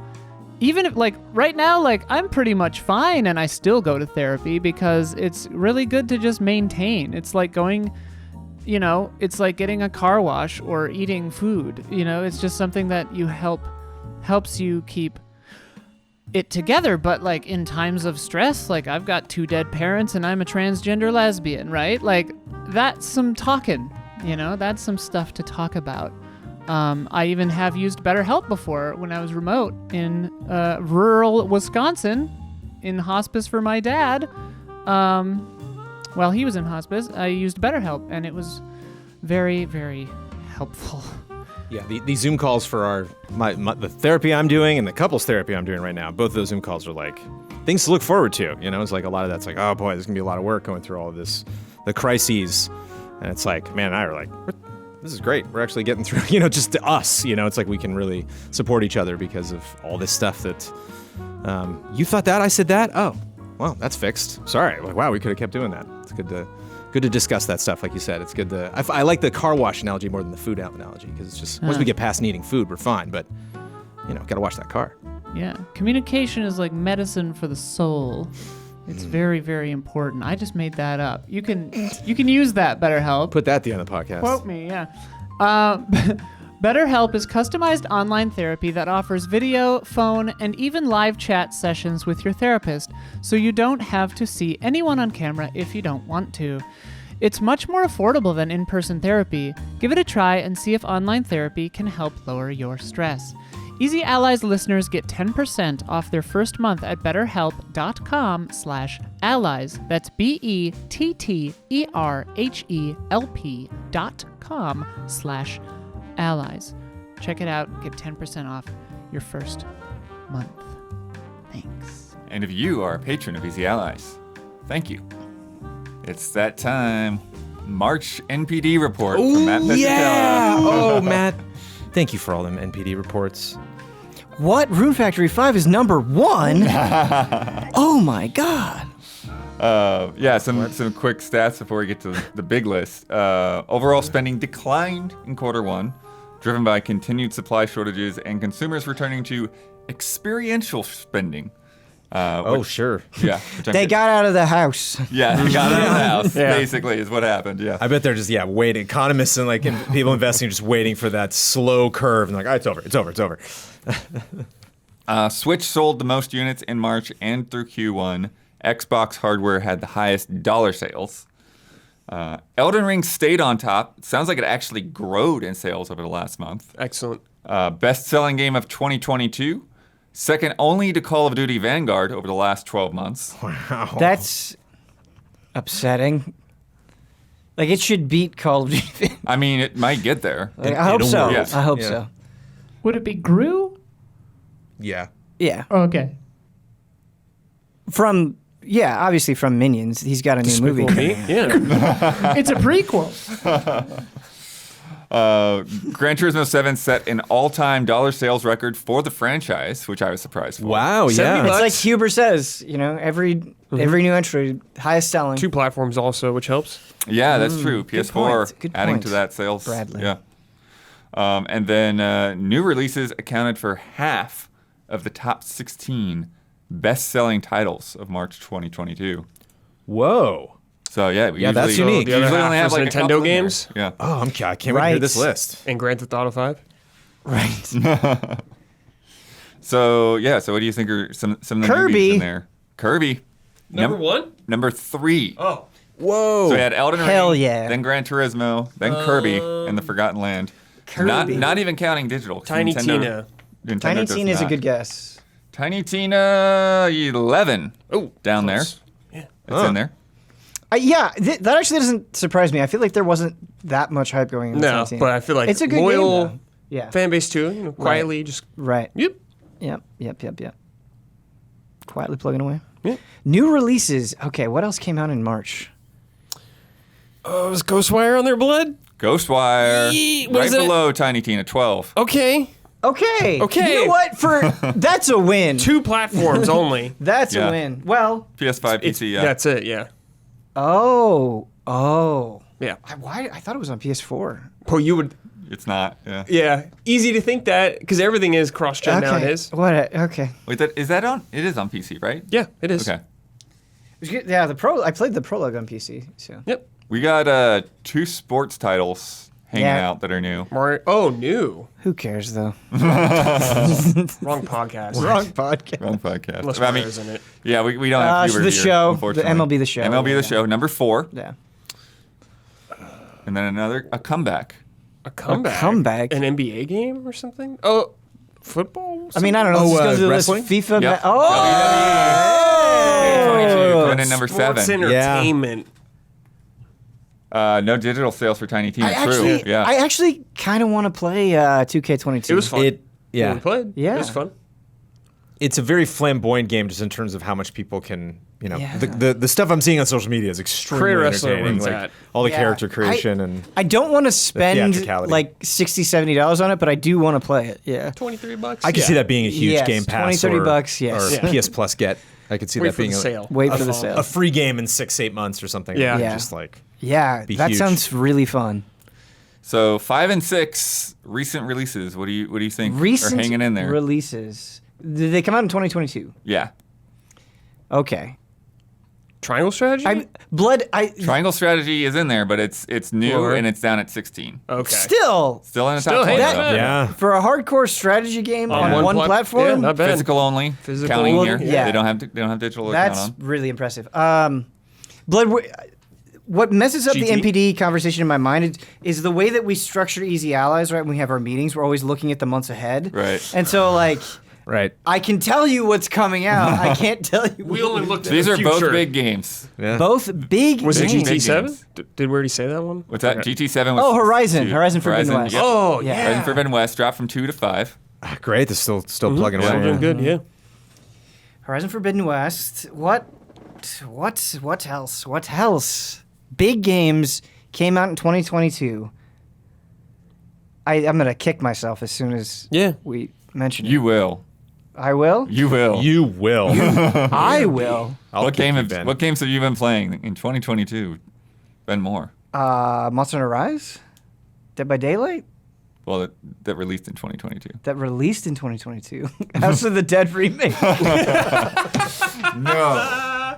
Oh, I will. I don't know. Pokemon Legends Arceus. Oh, of course. I forgot about that game. Came out this year. Yeah. Did it? Yeah. I could have sworn Exactly. Legends came out in 2021. I really like Legends, but in my mind, that is a 2021 game. Who for cares? Some We're reason. on Scarlet and Violet now. That's No. a 2019, 2002 game. Like, Wow, Legends Arceus honestly feels like an eternity ago. Holy There is shit. one new one that we did not get to. We still have one new one hanging on that nobody's guessed. In the top 10, at number 10. If it's a sports game, it doesn't count. It's not a sports game. New game. It is a game that we have played. That we have played Mm-hmm. collectively. Darkened Sky, making a comeback. 2022, new game. New game for this month, March. New game for March. Chocobo GP? Not bad guess. Give a hint. I mean, Nickelodeon fighting game? Isla's not too far off. Chrono Cross? Mario Kart? That came out this year. Chrono Cross? King of Fighters? Rune Factory? Stranger of Paradise, Final Fantasy. Oh,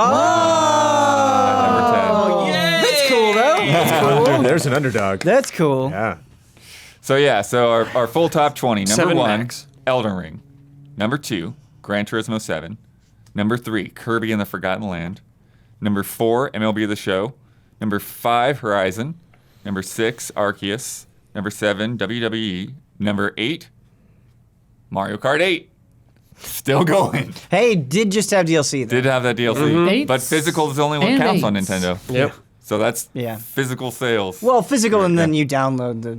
Right. Aren't these all Whatever. physical only, or are these digital? No, too? only Nintendo and 2K, and I think that's all on this month's that are Okay.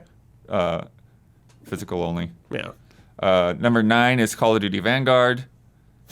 10 is Stranger of Paradise. 11 is Tiny Tina. 12 is Ghostwire. 13, FIFA, hanging in there. 14, Minecraft. 15's Madden. 16's Triangle Strategy.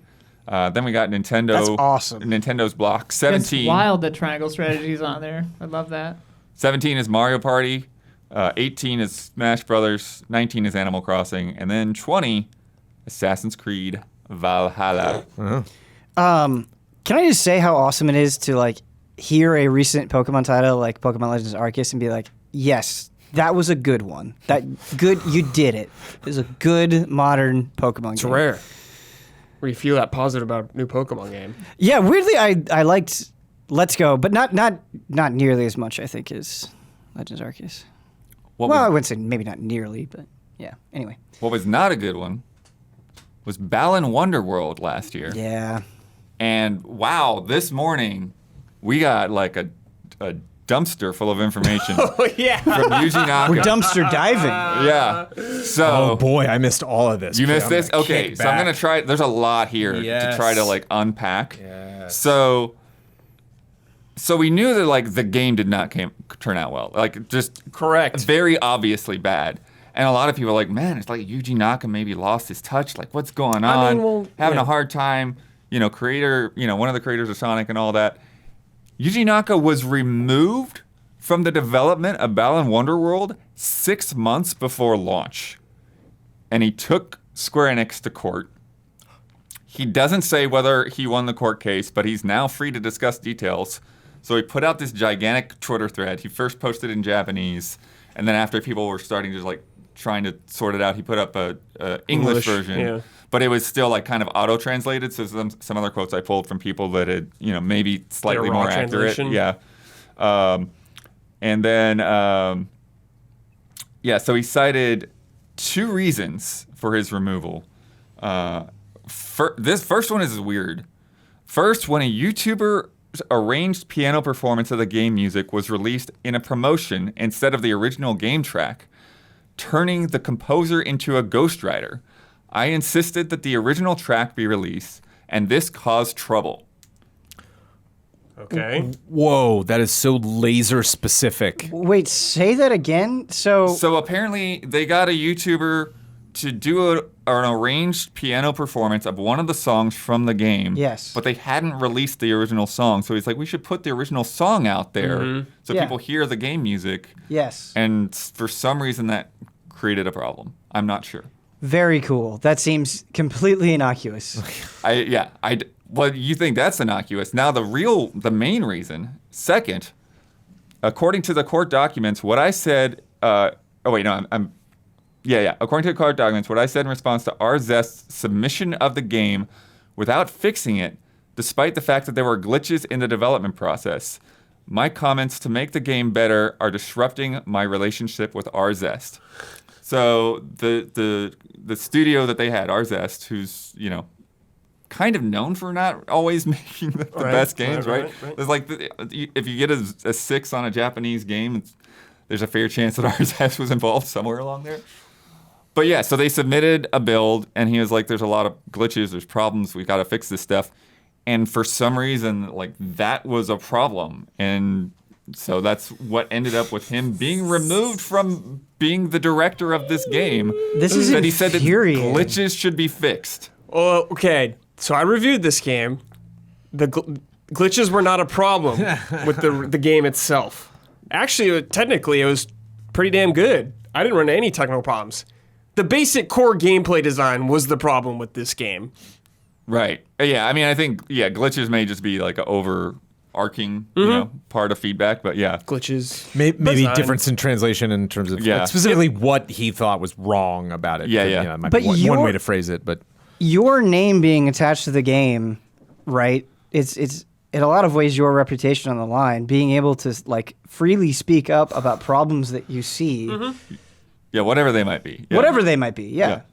Yeah, and this is one of his quotes too. It's like, I think it's only natural to request modifications to make the game better since we are making the game. And if we can't do that, we should discuss it. But it seems that we can't do that. I don't think that they are able to take care of the game. And then there's some other weird details. He noted that the producer had set the schedule and the timeline was too tight. But then the producer moved the timing of when they were going to release the demo, and then that like caused a lot of relief or whatever. Oh, the demo. But it was like it just like there's this weird situation where like the producer caused the problem, but then the producer made themselves look better by like trying, kind of alleviating the problem and making it seem like it was somebody else's fault. I don't know. I was having a hard time trying to read what that detail. And he didn't get about. fed up and leave. He got removed. He got removed and had to sue. He was part of what he was suing for is just to even be able to make comments about the status of the game. Mm-hmm. And then what else was in there?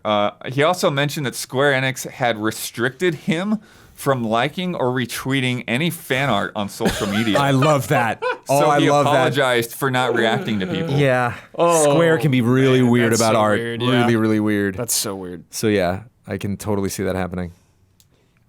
And then some final comments. He thinks that everyone should work on games to make them their best until the very last minute. He used an example of a last-minute change to Sonic the Hedgehog that allowed players to survive any hit as long as they have one ring. That came in like basically 2 weeks. One of the within most ship. core Yeah. mechanics of Sonic the Hedgehog. Fundamental to it. Yeah. And he says, it's a real shame we released the unfinished work of Balan Wonderworld to the world. I think Square Enix and Arzest are companies that don't care about games and game fans. Oh man, Bold? that's juicy. Yeah, bold, but taking him at his word. Wow. Accurate. Yeah. Like, And what it's a wild mess. because like even though he doesn't like give the specifics of like how this suit went down, like the fact that he's able to allowed to just go and rant about all this Right. says something. Mm-hmm. It must feel so good just being able to get that off your chest. And It's always weird with stuff like this because, like, this is his side, and reading his comments, like, and someone in the live chat actually said that, like, he kind of has a history of Yes, he throwing does. fits and stuff. Yeah. He does. So it's Yeah. like reading into these, like, I read these and it's like, okay, I made comments and that caused trouble. I said that they should fix these glitches and that caused trouble. It's like, okay, but how did you say that? Right. Like, I was Right. thinking that too. yeah. It is interesting. It's like you have to wonder what the tone of that feedback actually was. How long they've been working on this game or whatever, like if they just needed to get it done at a point, like investing so much money into this game. When they all knew this game was not good when they're making this game. There's no way they knew it was good. They're like, maybe they're just like, we got to get it out of here. This reminds me of like what you would hear about Kojima, right? Where like obviously, Konami rightfully would take a lot of shit for things that they had done or just seemingly being terrible in a lot of ways and working conditions and all of this stuff. But then you would also hear about Kojima and how like he could be unreasonable or whatever, right? And this is in a lot of ways you're just getting different sides of the story, and so it's hard to get a completely accurate picture of what's going on. I think naturally my heart always wants to side with the creator over the corporation, but yeah, don't know the whole story. Yeah. Brad, wasn't there something with the opening of this game where it was in like a bunch of different languages or something? I remember there being something with like the CG opening, like having recorded a bunch of stuff. I don't know about Maybe that. not. Maybe. It just makes me wonder, like, what. Those are the best parts of the game, though. Right. CGs. Yeah, I'm just wondering. Yeah, I'm wondering what the whole. Where did things go wrong before all of this? Yeah, a lot of ways. I mean, from a raw gameplay design, like it went wrong many different ways. Like you saw the review, like yeah. Oh no, good Lord. We Don streamed this. Yeah. Well, I remember the out. demo. People were just like, "This doesn't feel good." Right. we can talk about all sorts of things that could be wrong with games, and if I just don't like being in this world, that's a tough thing. Maybe they'll patch it. It's like You can't seem patch like a that. patchable You thing. can't patch that. The music track is interesting because it's like typically and maybe this is just me the way I perceive big budget film. It's like who has control over their marketing? Like nobody. The game creators aren't out there like writing the 30-second TV spot script. Like that's just a whole different. This is the music division, like that. So it's I wonder if that is kind of an example of how he can make assumptions of just like, hey, no, put this song out, and the whole music department's like, who are you? What? We just have we have to sell albums here. We got to get this tracked in some concert or something. Like they're working on their whole their own deals. But who knows? Bloodworth, are you thinking about the fact that the game used a fictional language that was based on English, first written in English, and then the sounds and syllables were changed to make it sound like nonsense? Is that what you were talking about? No, maybe I wasn't what I was thinking. Yeah, I'd have to go figure it out. I don't know. Okay. This is especially heartbreaking because I remember kind of our collective reaction to when Balan Wonderworld was revealed and just kind of being overjoyed at the character designs and the whole vibe. It really seemed like kind of a spiritual successor to kind of the glory, fun days of Sega, where you just associate those games with nothing but good vibes. And so for something that at the outset seemed like it was just trying to provide some of that nostalgic joy, to be so mired in this mess, it's crushing in a way. Yeah. Yeah. But yeah, you think about, like even if his comments were over the line, again, like you talk about, you played it. You imagine being Yuji Naka, and having all these legendary, franchises behind you, and then you get the build and like, guys, we got a long way to go. Yeah. And Square Enix is like, well, you're not going to get there. Yeah. We're not going to give you the money to get there. Yeah. It just reminds me of like, Versus 13 and evolving into 15 and that whole situation, getting that game out there. It's like they've definitely had problems with their games. Well, I mean, at this point, there's undoubtedly a pattern with their re-releases not being up to snuff, right? Or feeling underwhelming, underwhelming in one way or another, like over a period of years and years. And it's just like, do you know how much these games mean to so many people, right? Like, and like, yes, they will support it begrudgingly because it does mean so much to them. But like, when he says, like, I don't feel like Square Enix cares about game fans, it's like, I feel like there is evidence to support that, like very obvious things that you can point to. Yeah, it's super annoying because sometimes they're like super good about things. Yeah, of course, yeah. And it's like, sometimes they're really bad about things. Right. Because there was a point with 7 Remake, right, where it looked like this game is on the rocks. They took the time. They took it in-house and remade it. Right, that's what almost gives you whiplash, is you look at things like 7 Remake and Nier Automata, and it's like, how do these exist, right? Like they're these really creative, like full-throated experiences that are really awesome.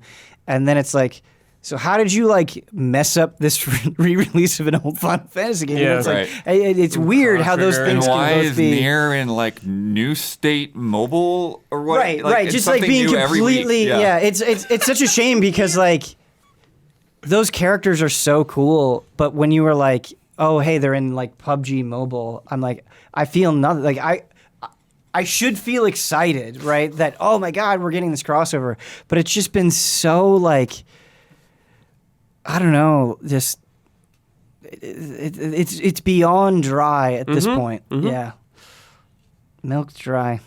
Makes me think of something like Ukulele, which had like kind of an exciting launch, but then the sequel was a lot better, and I heard that like Damiani liked it a lot more, and that this like. There seems to be fertile ground there to kind of recapture just this like, not open world, but like big environment, fun 3D platformer that like very colorful, and like that being combined with this new IP. Yeah, it's a bummer that Square wasn't like, this could be neat if we marketed this right way and make the right game.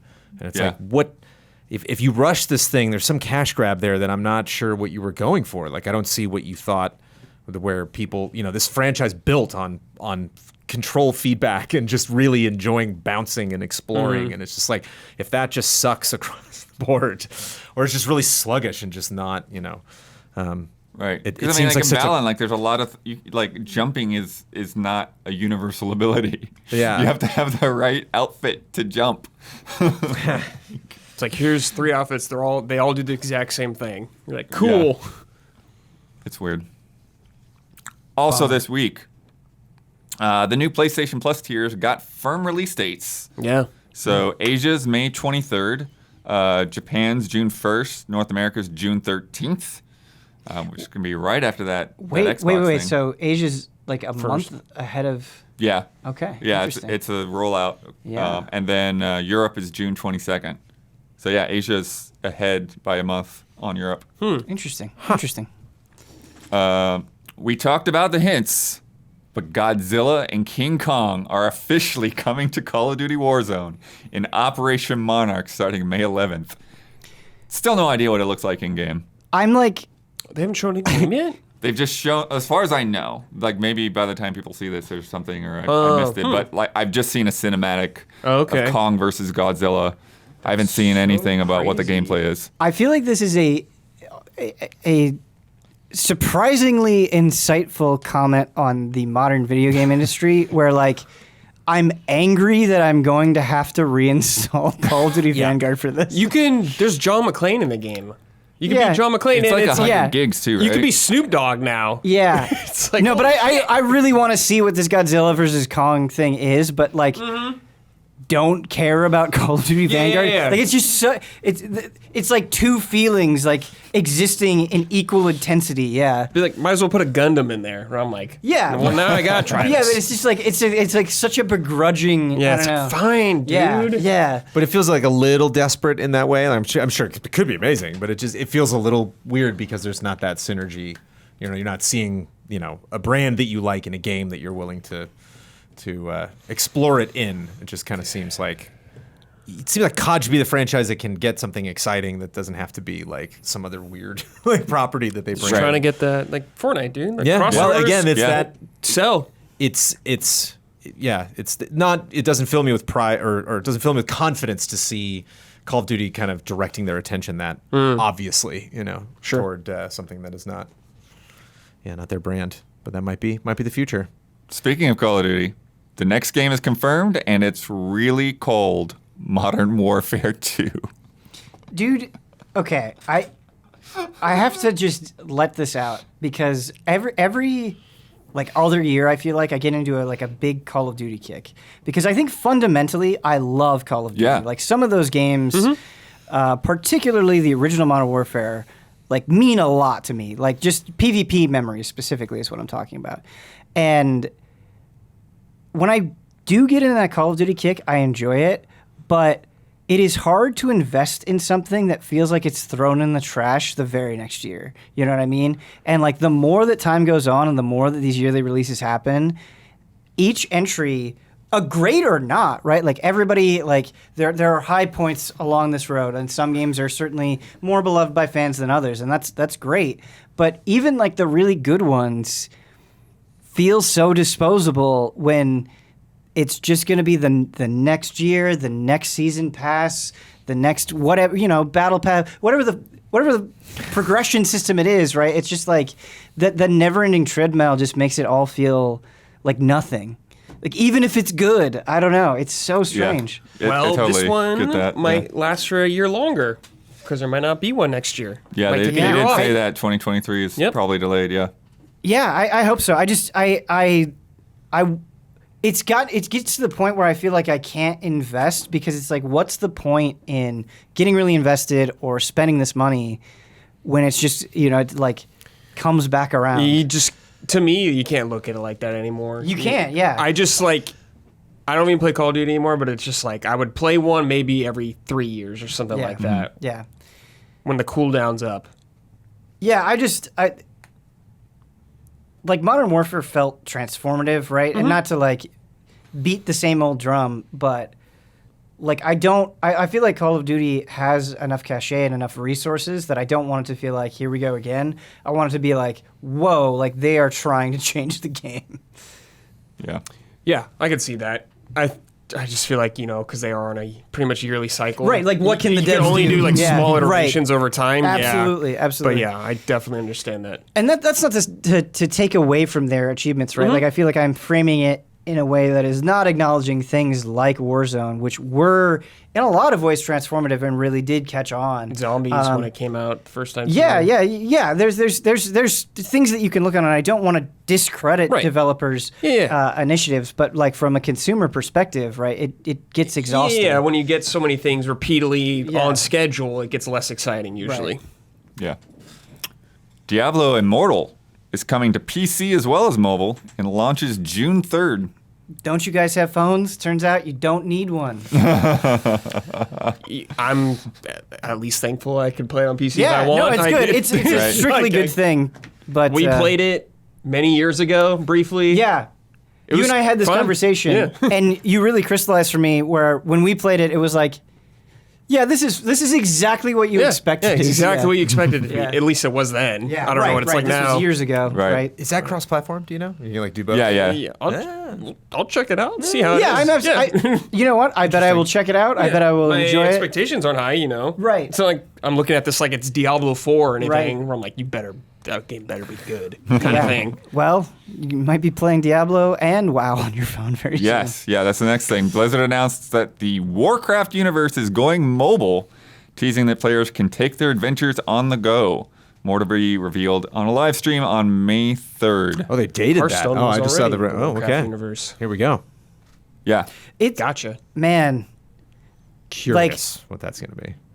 yeah. Is it a full Clash of WoW or is Clans. it some no, kind of it's not gonna companion be. It's game? not gonna be full WoW. I have like Too no complicated. concept of how well Hearthstone is doing. Probably fine. Like maybe I'm just so out of the loop, but I feel like no one talks about it. Sure. I mean, it's an older game, you know, but I Right, think it right. probably still just A lot of games nobody talks about. Yeah, Lots of people definitely. play. Yeah, that's what I mean. Definitely. That's why Yeah. I'm legitimately curious. Is Crossfire. Silent Titans are fascinating. Yeah.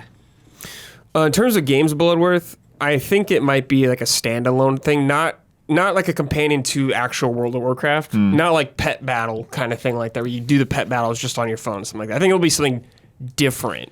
You know, there are a lot of like I can't think of the name. It's by the Clash of Clans people. It's like the next one they did. People have been speculating it would be like Clash of Clans, but Warcraft. And it's very well. That would be cool, but like the next one that they did, kind of like the Lego Star Wars just came out with this, where it's like really quick skirmish. You got a tower, I got a tower, and then you just drop troops and you watch them just get as far as they can forward. Yeah. And so it's about like positioning and lanes and momentum and like it's like the kind of the Nas and Fast and the Furious. Like you wait until they've used all their stuff up and then you drop all your cool stuff in. So it's like, ooh, I could see kind of the Warcraft 3 engine, that whole style and all those characters and that universe, like Yeah. just being Adventures an on easy, the go, though. quick, tactical, I- 5-minute, thing at a time.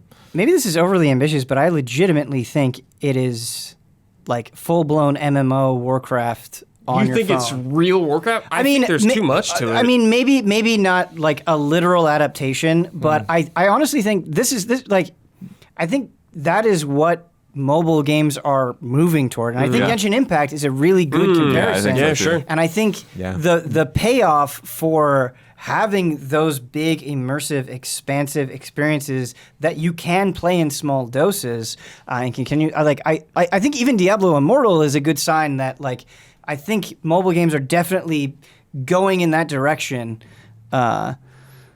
aggressively. 290K Hearthstone players. I can't tell if that's like good or not. yeah, don't know. Yeah, I don't know. It's hard to Yeah. say. Seems good.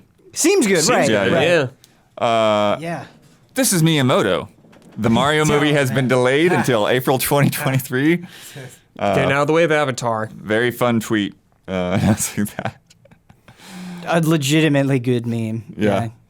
Splatoon 3 got a September 9th release date. Cool.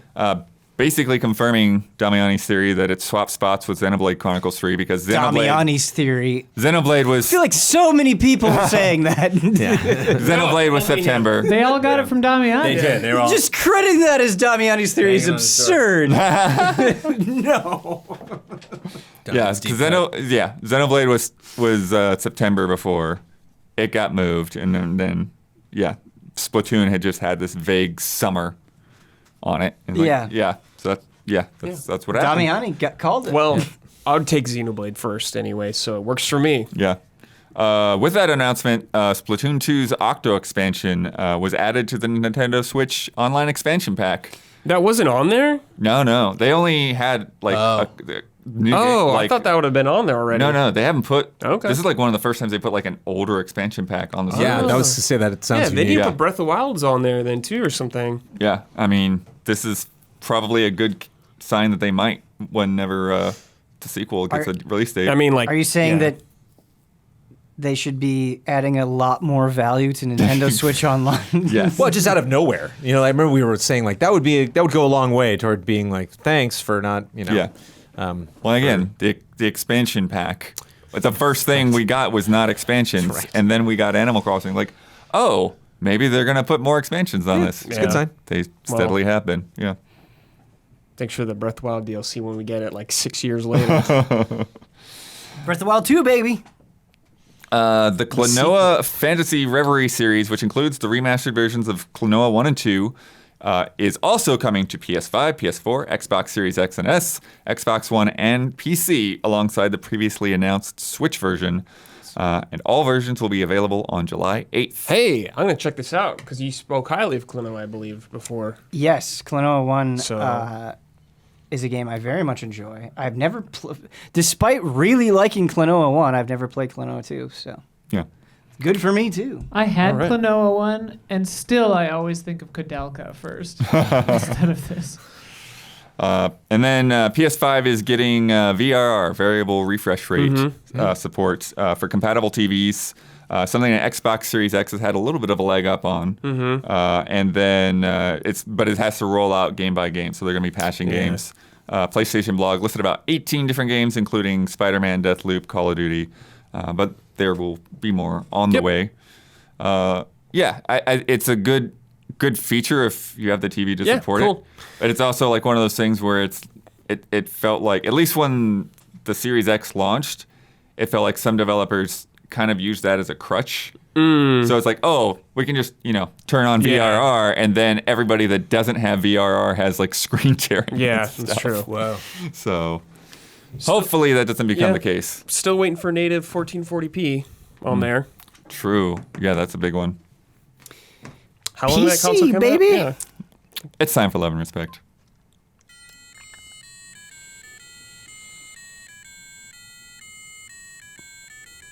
Love and respect. From Brandon K. Gann, hello everyone. In light of this being Mr. Jones's last podcast, I thought I would ask you all. We always get asked, what's your desert island game, or what's the one game you wish you could erase from your memory and play again? Well, instead of a game, what's the one trailer you wish you could scrub from your mental archives and relive for the first time?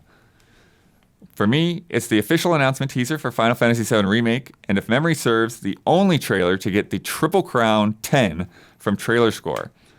A fun rewatch for anyone listening who might be interested. So any trailers? Yeah, Twilight Princess, the first trailer. Yep. That's That me was too. like the most hyped trailer of all time. That was the Good Lord. It was the craziest thing because I was in the you were there. audience for the press conference, and that started playing, and just like you have to put yourself back in like the mental state we were in that year, because Wind Waker was still like, people liked the game, but there was still that controversy over how it looked. It and it's wasn't like, looked as favorably as it is now. Zelda's just going to be this like cartoon thing. It's not how I really imagined it. Like, we didn't think that, we thought that's how 3D Zelda was just going to look like that forever. Yeah. And then this trailer starts playing, and I'm just like, are we looking at Fire Emblem? Like, what is this right now? Well, because it starts then once, really intense. Like the guy's riding in the sunset. You don't know what's happening. Then you get that shot of Link on Epona. Everyone goes, oh! So good. Man, tough question, but I think I was going to say Metal Gear Solid 2, but I actually think I'm going to say Metal Gear Solid 4 because I feel like that initial trailer was quite lengthy and just like They all were. how unbelievably good looking it was, and like what is going on with Snake, old Snake, right? Like wrapping up this story. Yeah. I'd like the why I bought a PS3. It was just incredible. I think I wrote in the school newspaper about Metal Gear Solid 4, just like sick. like constantly on the brain, ever hopeful, favorite video game franchise of all time. So yeah, that was a big one. Was this conflict you didn't really have a lot of like information about? And so, Yeah. like, 5 minutes in this trailer, you're like, is Snake in this? And then just like, oh, he's hiding in that truck, and now he's gotten to this part. And how long? I just love how long Kojima takes with stuff. He just like anybody dealing with equipment, he just takes out the magazine, and looks at it, and Yeah. Also, like, Raiden is a cyborg ninja. What's going on? yeah, exactly. yes. And he's awesome. Yeah, I was like, I love riding in 4. Yeah. My pick is totally selfish, but this was like, it wasn't even an E3 thing, but we got that first GTA 4 trailer where he's like, I've killed people, sold people. Maybe here things will be different. And we're like, oh, it's in Liberty City. Like nobody knew even like where it was. And I remember we like just got that in preparation. We were able to like upload that to our servers at GameTrailers.com and get it ready so that like when it launched, like we weren't just like, oh God, get it from the official site. Like, so I like for like a couple hours, I got to just have that trailer in my brain before like it hit like a lot of the, the main webs. And like just a couple years into GT, I was like, I did it.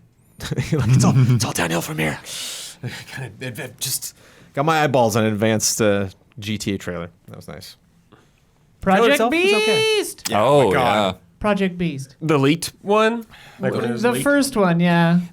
Yeah, would you have liked to have not seen Project Beast and seen the trailer? I would have liked to have not been leaked. Yeah. Wait, are you just talking about the one that's like the noise and the No, the first one because they put out one that actually said Project Beast at the end of it.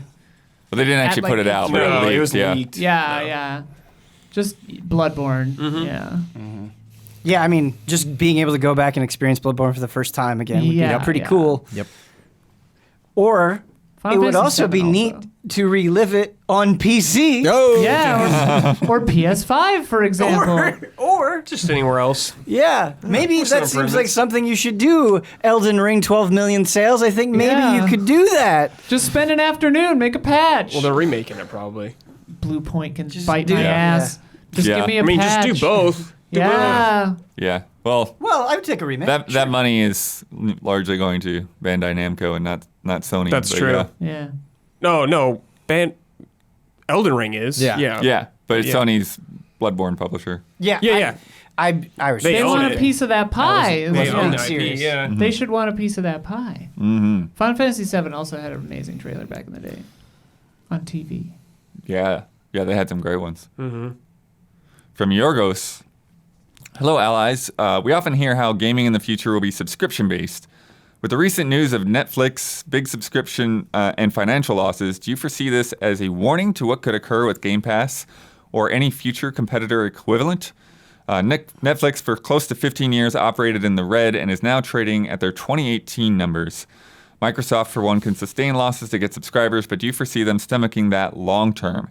Can a new gaming subscription do the same and be successful? I don't think like Netflix is going through some issues and they're also seeing like a strong rise in competition. Mm-hmm. So like I don't think just pointing to the recent outcropping of bad Netflix news, I don't think that necessarily indicates that this couldn't be a future, right? Like I absolutely think there will be ups and downs along the way. I think some things will fail or be successful and then fail. Like I think it'll be a tumultuous journey, but I don't necessarily believe that just because bad things happen that we aren't moving in this direction. Right. Yeah, it's like game streaming in Stadia. It's like, yeah, Stadia was not what they wanted it to be very clearly, whether they'll admit that or not.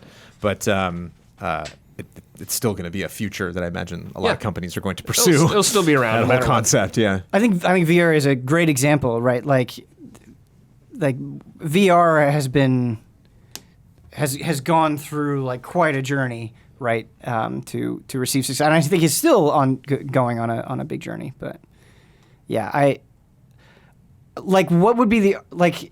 It's obvious that physical games are not going to be the same forever, right? And even just games as a service is becoming more and more normalized with each passing year. Like, what? Yeah, I wonder if it's hard because I feel like the projection of when this could become a problem would kind of like what they're saying, it would be like 15 years from now or something. Yeah, like that. when there's more competition when doing it. when everybody is able to spin up a streaming service, and you just click a button and you're playing the game, and it doesn't matter whether it's Microsoft or if Netflix has their own game service or whatever. Because right now it's like, well, Game Pass is like you're downloading the games to a console or to a PC, and there's not a lot of people that can run that service. right. So when that becomes easier, when it becomes simpler to stream games just without ever having a download, then I think that's when it might be an issue. Right. But with the way technology is marching, like think about how omnipresent streaming is in comparison to even like 7 years ago, right? Yeah. It's crazy. And the other interesting thing is it's not that Netflix doesn't have valuable properties. They certainly do, right? Obviously Stranger Things. But I would argue even Stranger Things does not carry the loyalty that something like a Mario or a Zelda or even a God of War does to like that very core dedicated, like, we will follow you to the ends of the earth kind of fan base. And so I think the loyalty that gaming brands inspire might also make that trend. Because I feel like a lot of Netflix content is seen as very disposable because it is. Whereas like first party properties, I think are still just so prized and cherished that moving into a subscription based service that carries a lot of weight. Yeah. And how much that, Xbox has invested in, getting more of that under their belt. Right. And I think that's, I think you're kind of getting onto something there because, with Netflix, like Netflix basically has created their own bubble, and it's like, yeah, if you can convince your friends to like check out this show or whatever, then cool. But like, what of those has like the attraction of a Jurassic Park movie or a Batman movie or whatever? Like they're still, for as much as they've stepped up their own production, they're still relying on the old school, the old guard movie studios to bring them the viewers. Right, and games.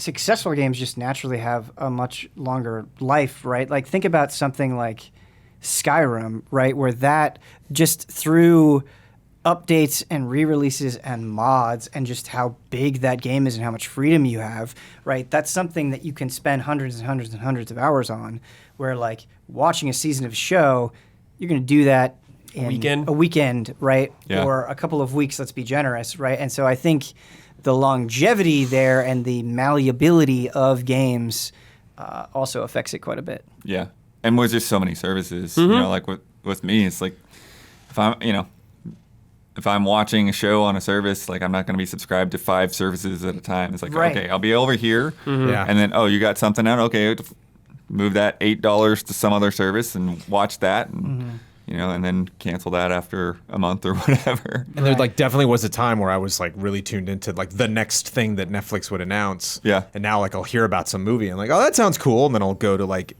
to buy it or something on like Apple TV or rent it or something. And like, oh, it's on net. Oh, I didn't know it was on Netflix. And I'll think like, that's not great. Yeah. Right. That I didn't just know that, whereas like super tuned into what's happening on Disney Plus. HBO getting a new thing is a big deal. Even a new show that they themselves created. Whereas like Hulu, Amazon, Netflix, like some of that stuff kind of gets muddy in terms of what's where. Oh, yeah. Maybe later I'll watch that. The other thing is like, and this isn't strictly true, right? Because like on Amazon Prime, you can buy seasons and things like that. But you're not invested in streaming services in the same way that you're invested in a gaming ecosystem, right? Where you have like even just achievements that have been built up now for over a decade, and you've got this expansive friends list that you want to regularly play with, right? And so, and this huge library of games that you hopefully want to carry forward with you. And so I think that investment also amounts for a lot. Whereas like Netflix is like, whatever's on your list might be leaving tomorrow. Yeah. And that's, Feel bad to be that one person in the Netflix team who's like, I know you're all excited, and the way you explain it, it sounds like it would work, but I just want to remind everybody that like anything past mobile or anything past like one of our biggest franchises that we completely control, it's just not, you're not going to get the zeitgeist. You're not going to get that big audience.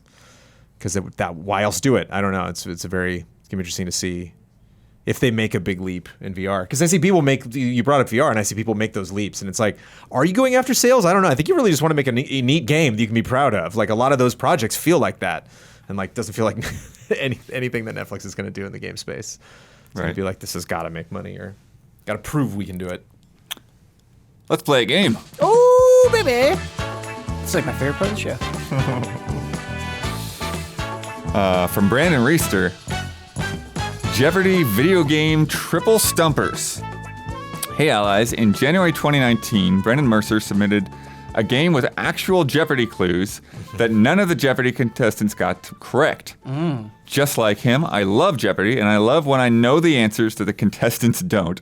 So 3 years later, I am submitting the same game with new clues from more recent episodes of Jeopardy. Awesome. So remember Very to exciting. answer in the form of a question.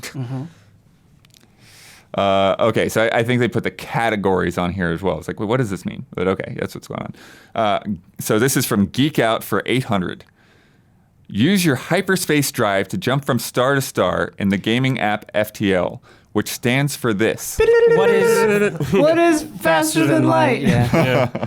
Yeah, are we buzzing in? Well, how are we doing this? Yeah, actually, yeah, we should probably have somebody buzz in. Yeah, so whoever first to buzz, if we can even manage that.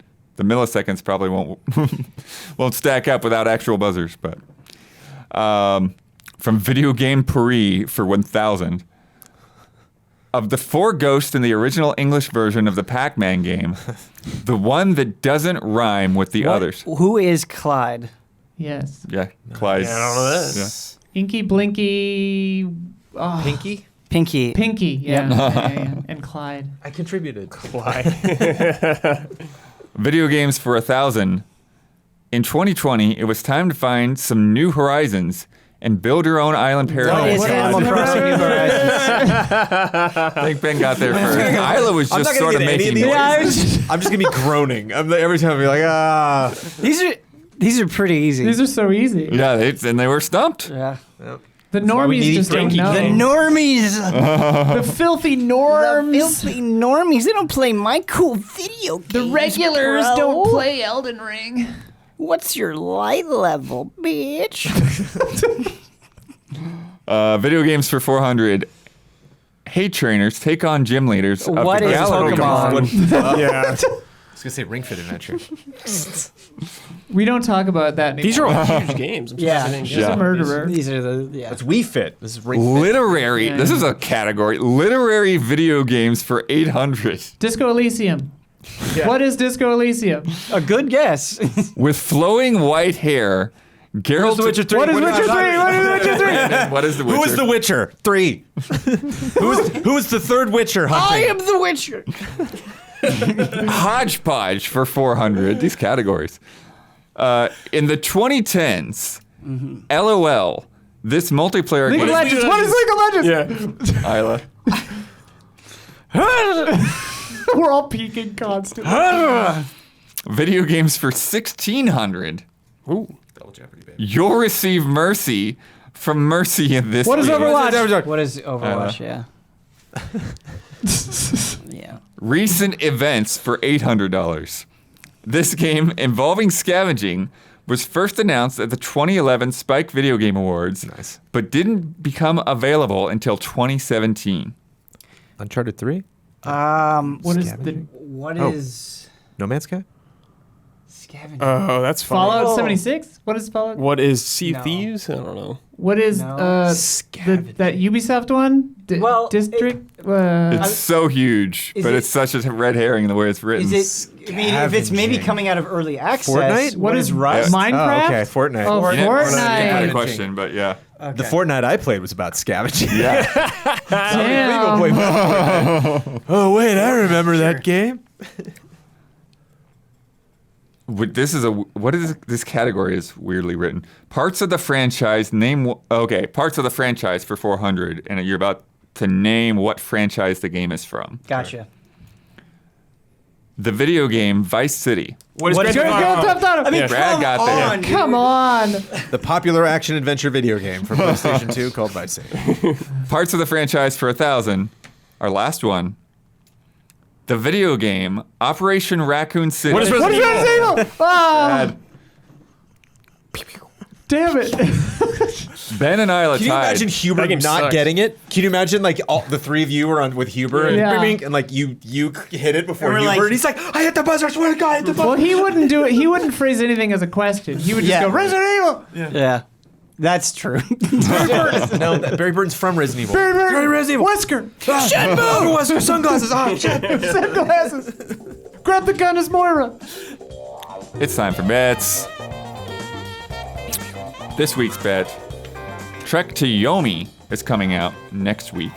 It is a side-scrolling action game presented like a classic samurai film. Truck to completely in black and white. As is often the case in the genre, the game begins when the main character is a child. Bad stuff happens, I'm sure. I haven't actually seen it. I just know from where that's going. Bad stuff's gonna happen. It's like, I had an uneventful childhood, Then I went on an adventure. and then I decided to become an angry samurai. Just one day I left. And in this opening sequence, you occasionally see flocks of birds scatter away as you walk by. We're going to progress from the start of the game until the time jump, which Huber estimates is like 6 to 10 minutes. How many individual birds 3 hours. we will see? What will we see? Brad. 25. 25. Ben. Damn, 21. 21. Brandon on the Sea Lions. Yo, Brad, let's get that big win next week for my new 25. favorite team on the podcast. 25, just like Brad. Let's get double points. Beep, beep. Isla. I love birds. 72. Yeah, I was gonna say that 72. 25 can't be the high. Love Fuck it. you. Yeah. Birds. And I went 17, which is the low. Oh, we got the low now and high. Low and highs. Nice place to be. Ceiling's got this. No problem. Last week's bet, as we were just discussing, the Stanley Parable Ultra Deluxe released Woo. Wednesday, April 27th. I played through the game before this week's podcast, looking to find out how long will the credits be. Brandon bet 5 minutes and 19 seconds. Damiani bet 2 minutes. Isla bet 7 minutes and 6 seconds. And I bet 3 minutes and 59 seconds. So without spoilers, Yeah, I'm like, how I are you came gonna... across the credits in 3 situations. Yeah. The first is just an option on the main title screen. Okay, so it's I actually do feel like this is spoiler. It might be. no, this is just like any game where you like Yeah. start game, Yeah. options, credits. Yeah, but this many is not, games have this this. is not in the context of any game. And it's not actually a spoiler. It's like this is the most normal credits thing that there could be. That is 3 minutes and 27 seconds. But I had already decided ahead of time that kind of thing probably wouldn't count because unless there's no other options, those types of credits usually aren't the same as what you get at the end of a game. The second is just instantaneous. Literally the entire credits roll is in your view at the same point in time. Yeah, but you can choose to read it for as long as you want. That's not how that works. It's temporally unbound, Bloodworth. Sometimes. It's whatever the millisecond of. I mean, we've got the Opening high your and the eyes. low, I think, in this, so whatever. And then the third option was a more typical credits roll, and it lasts about 48 seconds. So whether you go with 2 or 3, because I would have discounted 1 regardless, it goes to the low, which was Damiani, who had 2 minutes. He had the low. Boom. Why are we Damiani's discounting theory that? was correct. Because it's not the same as the credit. It's not what you would get when you have the like menu options credits. It's just a different thing, usually. This is a scuffed bet. The host has Scuffed, spoken. dude. The host has spoken. Oh yeah, I mean, I'm not mad about it. So mad. The more confusion, the better. Like, when it comes to Stanley the Parable, and generally the way I like things to go. I was hoping the two of you would fight more just on my behalf, but Yeah. kind of. However, That was since settled it's, amicably. since it's Brandon's final podcast, he's gonna get Damiani's rights and responsibilities. even though he Haha, was on last week. Damiani. But anyways, that brings the scores to Massive Chubbs 7, Splish, and let the answer cover. Just one last time. Malodorous Sea Lions 7. You gotta incorporate the smell, though. Yeah, if you are a patron, you get the smell. Patron Yeah, yeah. exclusive smells. Scratch and sniff. Yeah, that's the first merch is a jar of malodorous sea lion Hey, smell. selling scents in jars is hot It's these hot days. these That's the thing. Brandon, since it's your last episode, I'm going to go through the shout-outs when we get to that point. But Okay. why don't you tell everyone about patreon.com/easyallies. Love it. Just that's what this podcast needs. Just settle on me for the camera. Buckle your seatbelt. Here we go. Patreon.com has made my life wonderful for 6 straight years because we were able to make this company work. We were able to employ a completely new, like in all of my experience of doing stuff with game trailers, it was just like a whole new system. It was a whole new thing. It is a wonderful operation because you can get this podcast for free if you want to. If you want to just be a fan of Easy Allies and follow us via this podcast or check out a lot of other free stuff that we do, there's a great deal of it. We are allowed to do those free things and still produce other stuff strictly for the Patreon because of the financial support that we get there. If you're even curious in any way, go to patreon.com/easyallies. And not only is there a whole way to financially support us, there's a whole other architecture of how the entire company works. You can see really what we're all about, where we want to go, what we're capable of pulling off. A lot of really fun exclusive shows there, and a lot of fun rewards that you can get based on different tiers. So many new rewards that we came up with. That golden voice tier for $100, and I can read off a bunch of stuff. The ones that we got for this month are absolutely fascinating and are really fun. They're gonna be something fun for me to do. Like one was like a letter that you get in like a video game. So you get like a book, and it's just like, oh, here's some fake fiction, and there was like, read this, and I'm like, oh, great, this is awesome. It was like a book from Guild Wars 2, I think. Yeah. And it was like a romance novel too, which was even better. It was so goofy, but like I read it like 3 different ways. I'm like, this is too much fun. And so we have a lot of fun on this podcast, and a lot of our free stuff are group streams and stuff we do on Twitch. But like we have infinitely more fun. A lot of our exclusive content, shout out to Trash Babies and a lot of other stuff that you can get only on Patreon. So I invite you to at least go check it out, and supporting us will help us bring more entertainment to other people, because I'm not going to be at the podcast desks as much as I used to, but I'm still going to be around. You're still going to be hearing me. I'm still going to be involved, and I'm probably reviewing Disney. I don't even know the name of it. Magical Microtransaction Valley is what I'm going to call it. Micro Valley. Brandon's expendable income. Milo's college tuition. College tuition. Milo's college tuition. Oh, wow. Sad but true. Yeah, and then if you're a patron at the $1 level, you get 2 extra love and respect questions on this podcast. You get the good ones to watch it with no ads.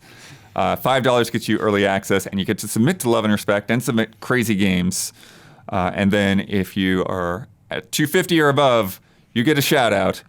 And this month's shout outs are Javawabs, El Thanis, Greg, The Dark Knight Kettering, Caleb Togi Crawford, Nick, Raymond Wheeler III, Zatwan Doot, and Anna Croth. Shout out. Shout out.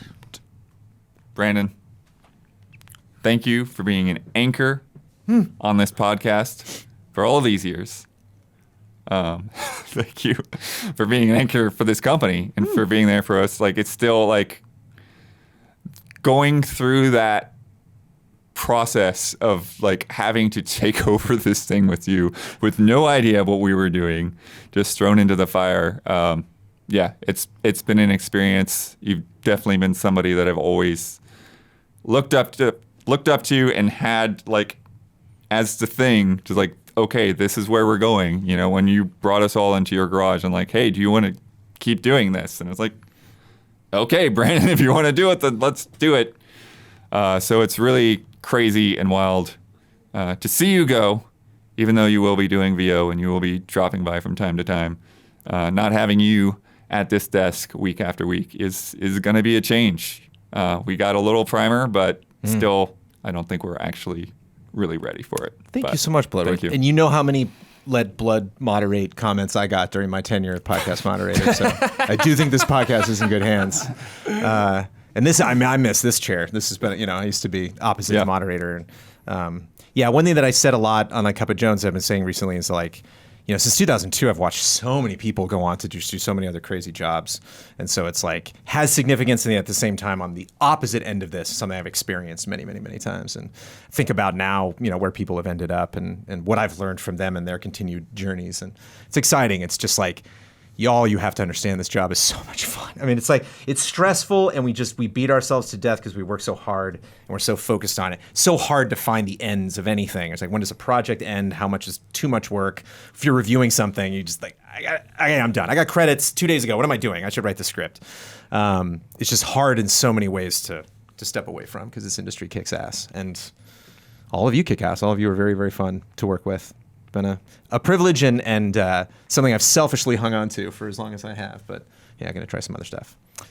Crazy to say you look up to me because physically that's I got to wait until you're like installing consoles and then I can, then you can truly look up at me. But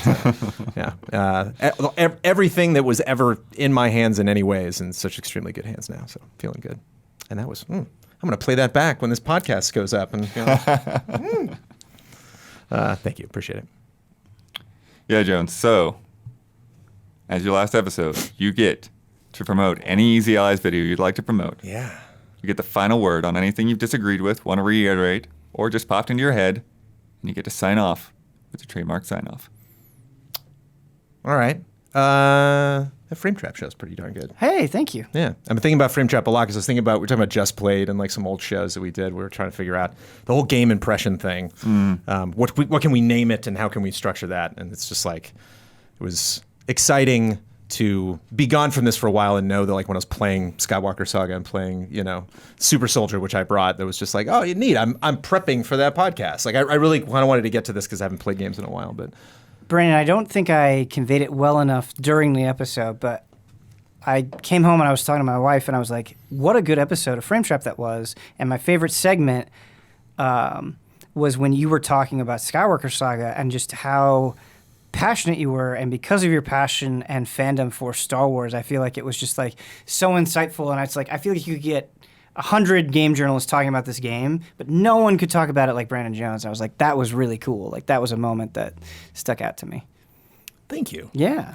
For my final word, I don't think I said this on my like Cup of Joneses and stuff, but like, so GT was in 02. We got sold in like 04 going into 05. It wasn't really until 06 that we were really churning out a lot of reviews, and we got that, the MTV money and all of that. The Cloud and Shane came on, and like a lot of people that, DMs I've seen on Twitter and other places are like, hey, like, sorry to see you go, fan since 06. And it's like, you can't be true. That can't be real. That you've been, since then you were like aware I was doing something, or, the people go back that far. It's like, that's a lot of different content that you've experienced. There's a lot of weird ideas that were tried by different companies with different people that in charge. And it's funny when you said like, we had to take over this thing. It's like, you talking about Defy or the podcast or what? There's been a lot of times where you and I have had like, had to manage something, and you think about how far we came from when you first came on and were working with Shane, and I was just the goofy guy in the corner making retros. And I think that it'd be one thing if I was looking back and truly like, oh, I just did a thing for 20 years, which is like so many different things.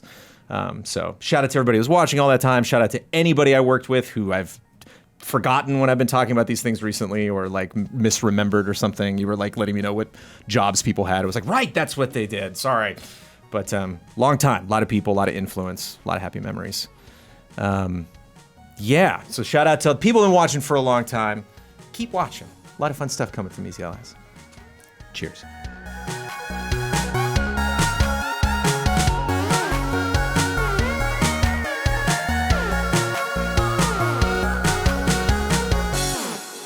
What I'm not a humongous fan of is Final Fantasy VII. What I am a huge fan of is marketing campaigns.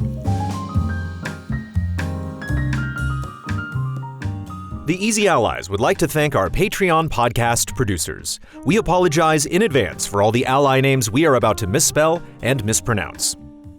Jabawabs, Anacroth, Caleb Togi Crawford, El Thanis, Greg the Dark Knight Kettering, Nick, Raymond Wheeler III, Zatwandut, Mellow Fellow, Shadow 2222, Stomps, Will Schmuck, Bradley Spees, Jesper Popmel Dufay, Jesse Blue, S Snake 24, Alexander Zirianov, Ali Cat, Beaten Down Brian, Estocal, Hayden Hargraves, Happy Gaming, Jay Shee, Miguel Rivas, Robert Stoffel, Roy Sung, Sage Mode Q, Chum Nguyen, Valmar.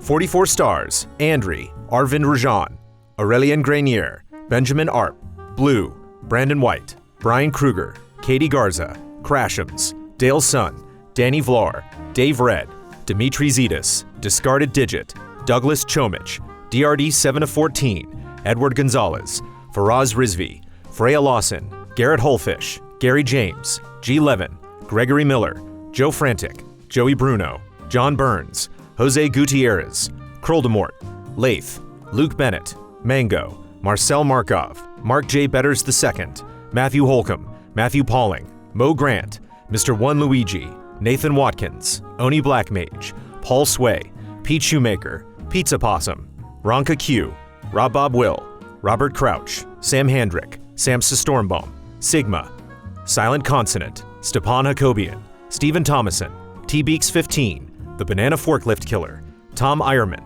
Walker Hope, Rack, You Know Me, Zigazich, Anish Dorr, Aaron Haney, Accounts Payable, Adam Henry, Alex Monaco, Alex AI, Alexander Irving, Andreas Risberg, Anthony Galvin, Antonio Coyne, Arthur Lau, Barry Tomasini, Bjornar Haraldsvik, Blake Bonsack, Breadroll Art, Brian Foster, Briscoe Davis, Brittany Fuller, Bunny Chen, C.S. Lewis, Chase Caldwell, Candy Coated Thorns, Chief Uhu, Christian Simniak, Christoph Fatui, Christopher Santos, Clay Roberts, Cody Westley, Corey Jackson, Corey Landega, Culinary Stud, Cutter Awesome Hicks, Cyberboa, Damnable Nook, Dan Sebring, Daniel Wong, David Wilson, David Boyarsky, Delisi, DF, Edison S. Prada Jr., Eric Maynard, Eric Tobias, Eric Gustafson, Espen Gotchman, Ethereal Ether, Fishflop, Forever Ender, Forrest, Gabriel Smith, Gabriel Aberg, George Alexander, Glenn Olson, Graham, Gustav Strombaum, Hadi Ali, Helen Y, Hitman 47, Hugo Aguilar, Isun Chor, Ian Anderson, Isaac Swanson, Ivan Swade, Jay Aldiar, Jameson Lapine, Jen Nicholas Frogshirt Tilk, JC3, Jeff Zio VGM Easton, Jeffrey Ruchtenwald, Jeremy Ferris, Jesse Fish, Jesse Wilkeson, Jethrin, Joey Din, John Gallagher, John McCullough, Jojo Dentko, Jordan Ekman, Jordan Phillips, Joshua Vanswall, Julius Garcia, Junya Motomura, Justin Payne, Carl Williams, Kevin Gillet, Leon Keys, Lindsay Wells, Linson Wu, Liam Ahern, Luis Ibarra, Lion Crown 19, Manuel Thomas, Marcel Giroux 17 Froelich, Marco Hernandez, Materia Addict, Matt Ferguson, Matt Karwoski, Matthew Eden, Matthew Holmes, Matthew T. Ryan, Maximilian, Mazrim Tame, Megadet, Megan McDonough, Michael Bisegli, Michael Clendenan, Michelle Nubb, Miguel, Mike Hook 1, Mikey Mizek Novak, Misuki 211, Mithers Strongbeard, Mr. Anarchy, Mr. Madity, Nefertiti Jenkins, Nicholas Johnson, Nycrypt, Nevi Sun, Ulf himself, Orugachino, Pablo Rodriguez, Pelion, Philip Higdon, Pojo TMC, Quinn Riley, RF Switch, Rafa David, Reed Johnson, Richard Ma, Ritz 1906, Robbie Menino, Roy Eschke, Russell Bateman, Salvers, Sam Sorensen, Samuel Copeland, Sebastian Urban, Sebastian Trier, Shauna N. Bowman, Sid Raghunandan, Seymour, Simon Anderson, Sneaky Gato, Splontot, Strikeout NZ, Sultan, Super 3D Cow, Tense George, Tim Strothman, Tim Mann, Tim O'Keefe, TJ Sullivan, Toasty Soul, Tokyo Slim, Travis Ing, Trevor Thomas, Tristan Howard, Trizac, Tuttle, Olton O'Connell, V8 Dave, Volker Bach, Wavy Chula, Willow Pingree, Wouter DeHaze, Zach Hardy, ZK.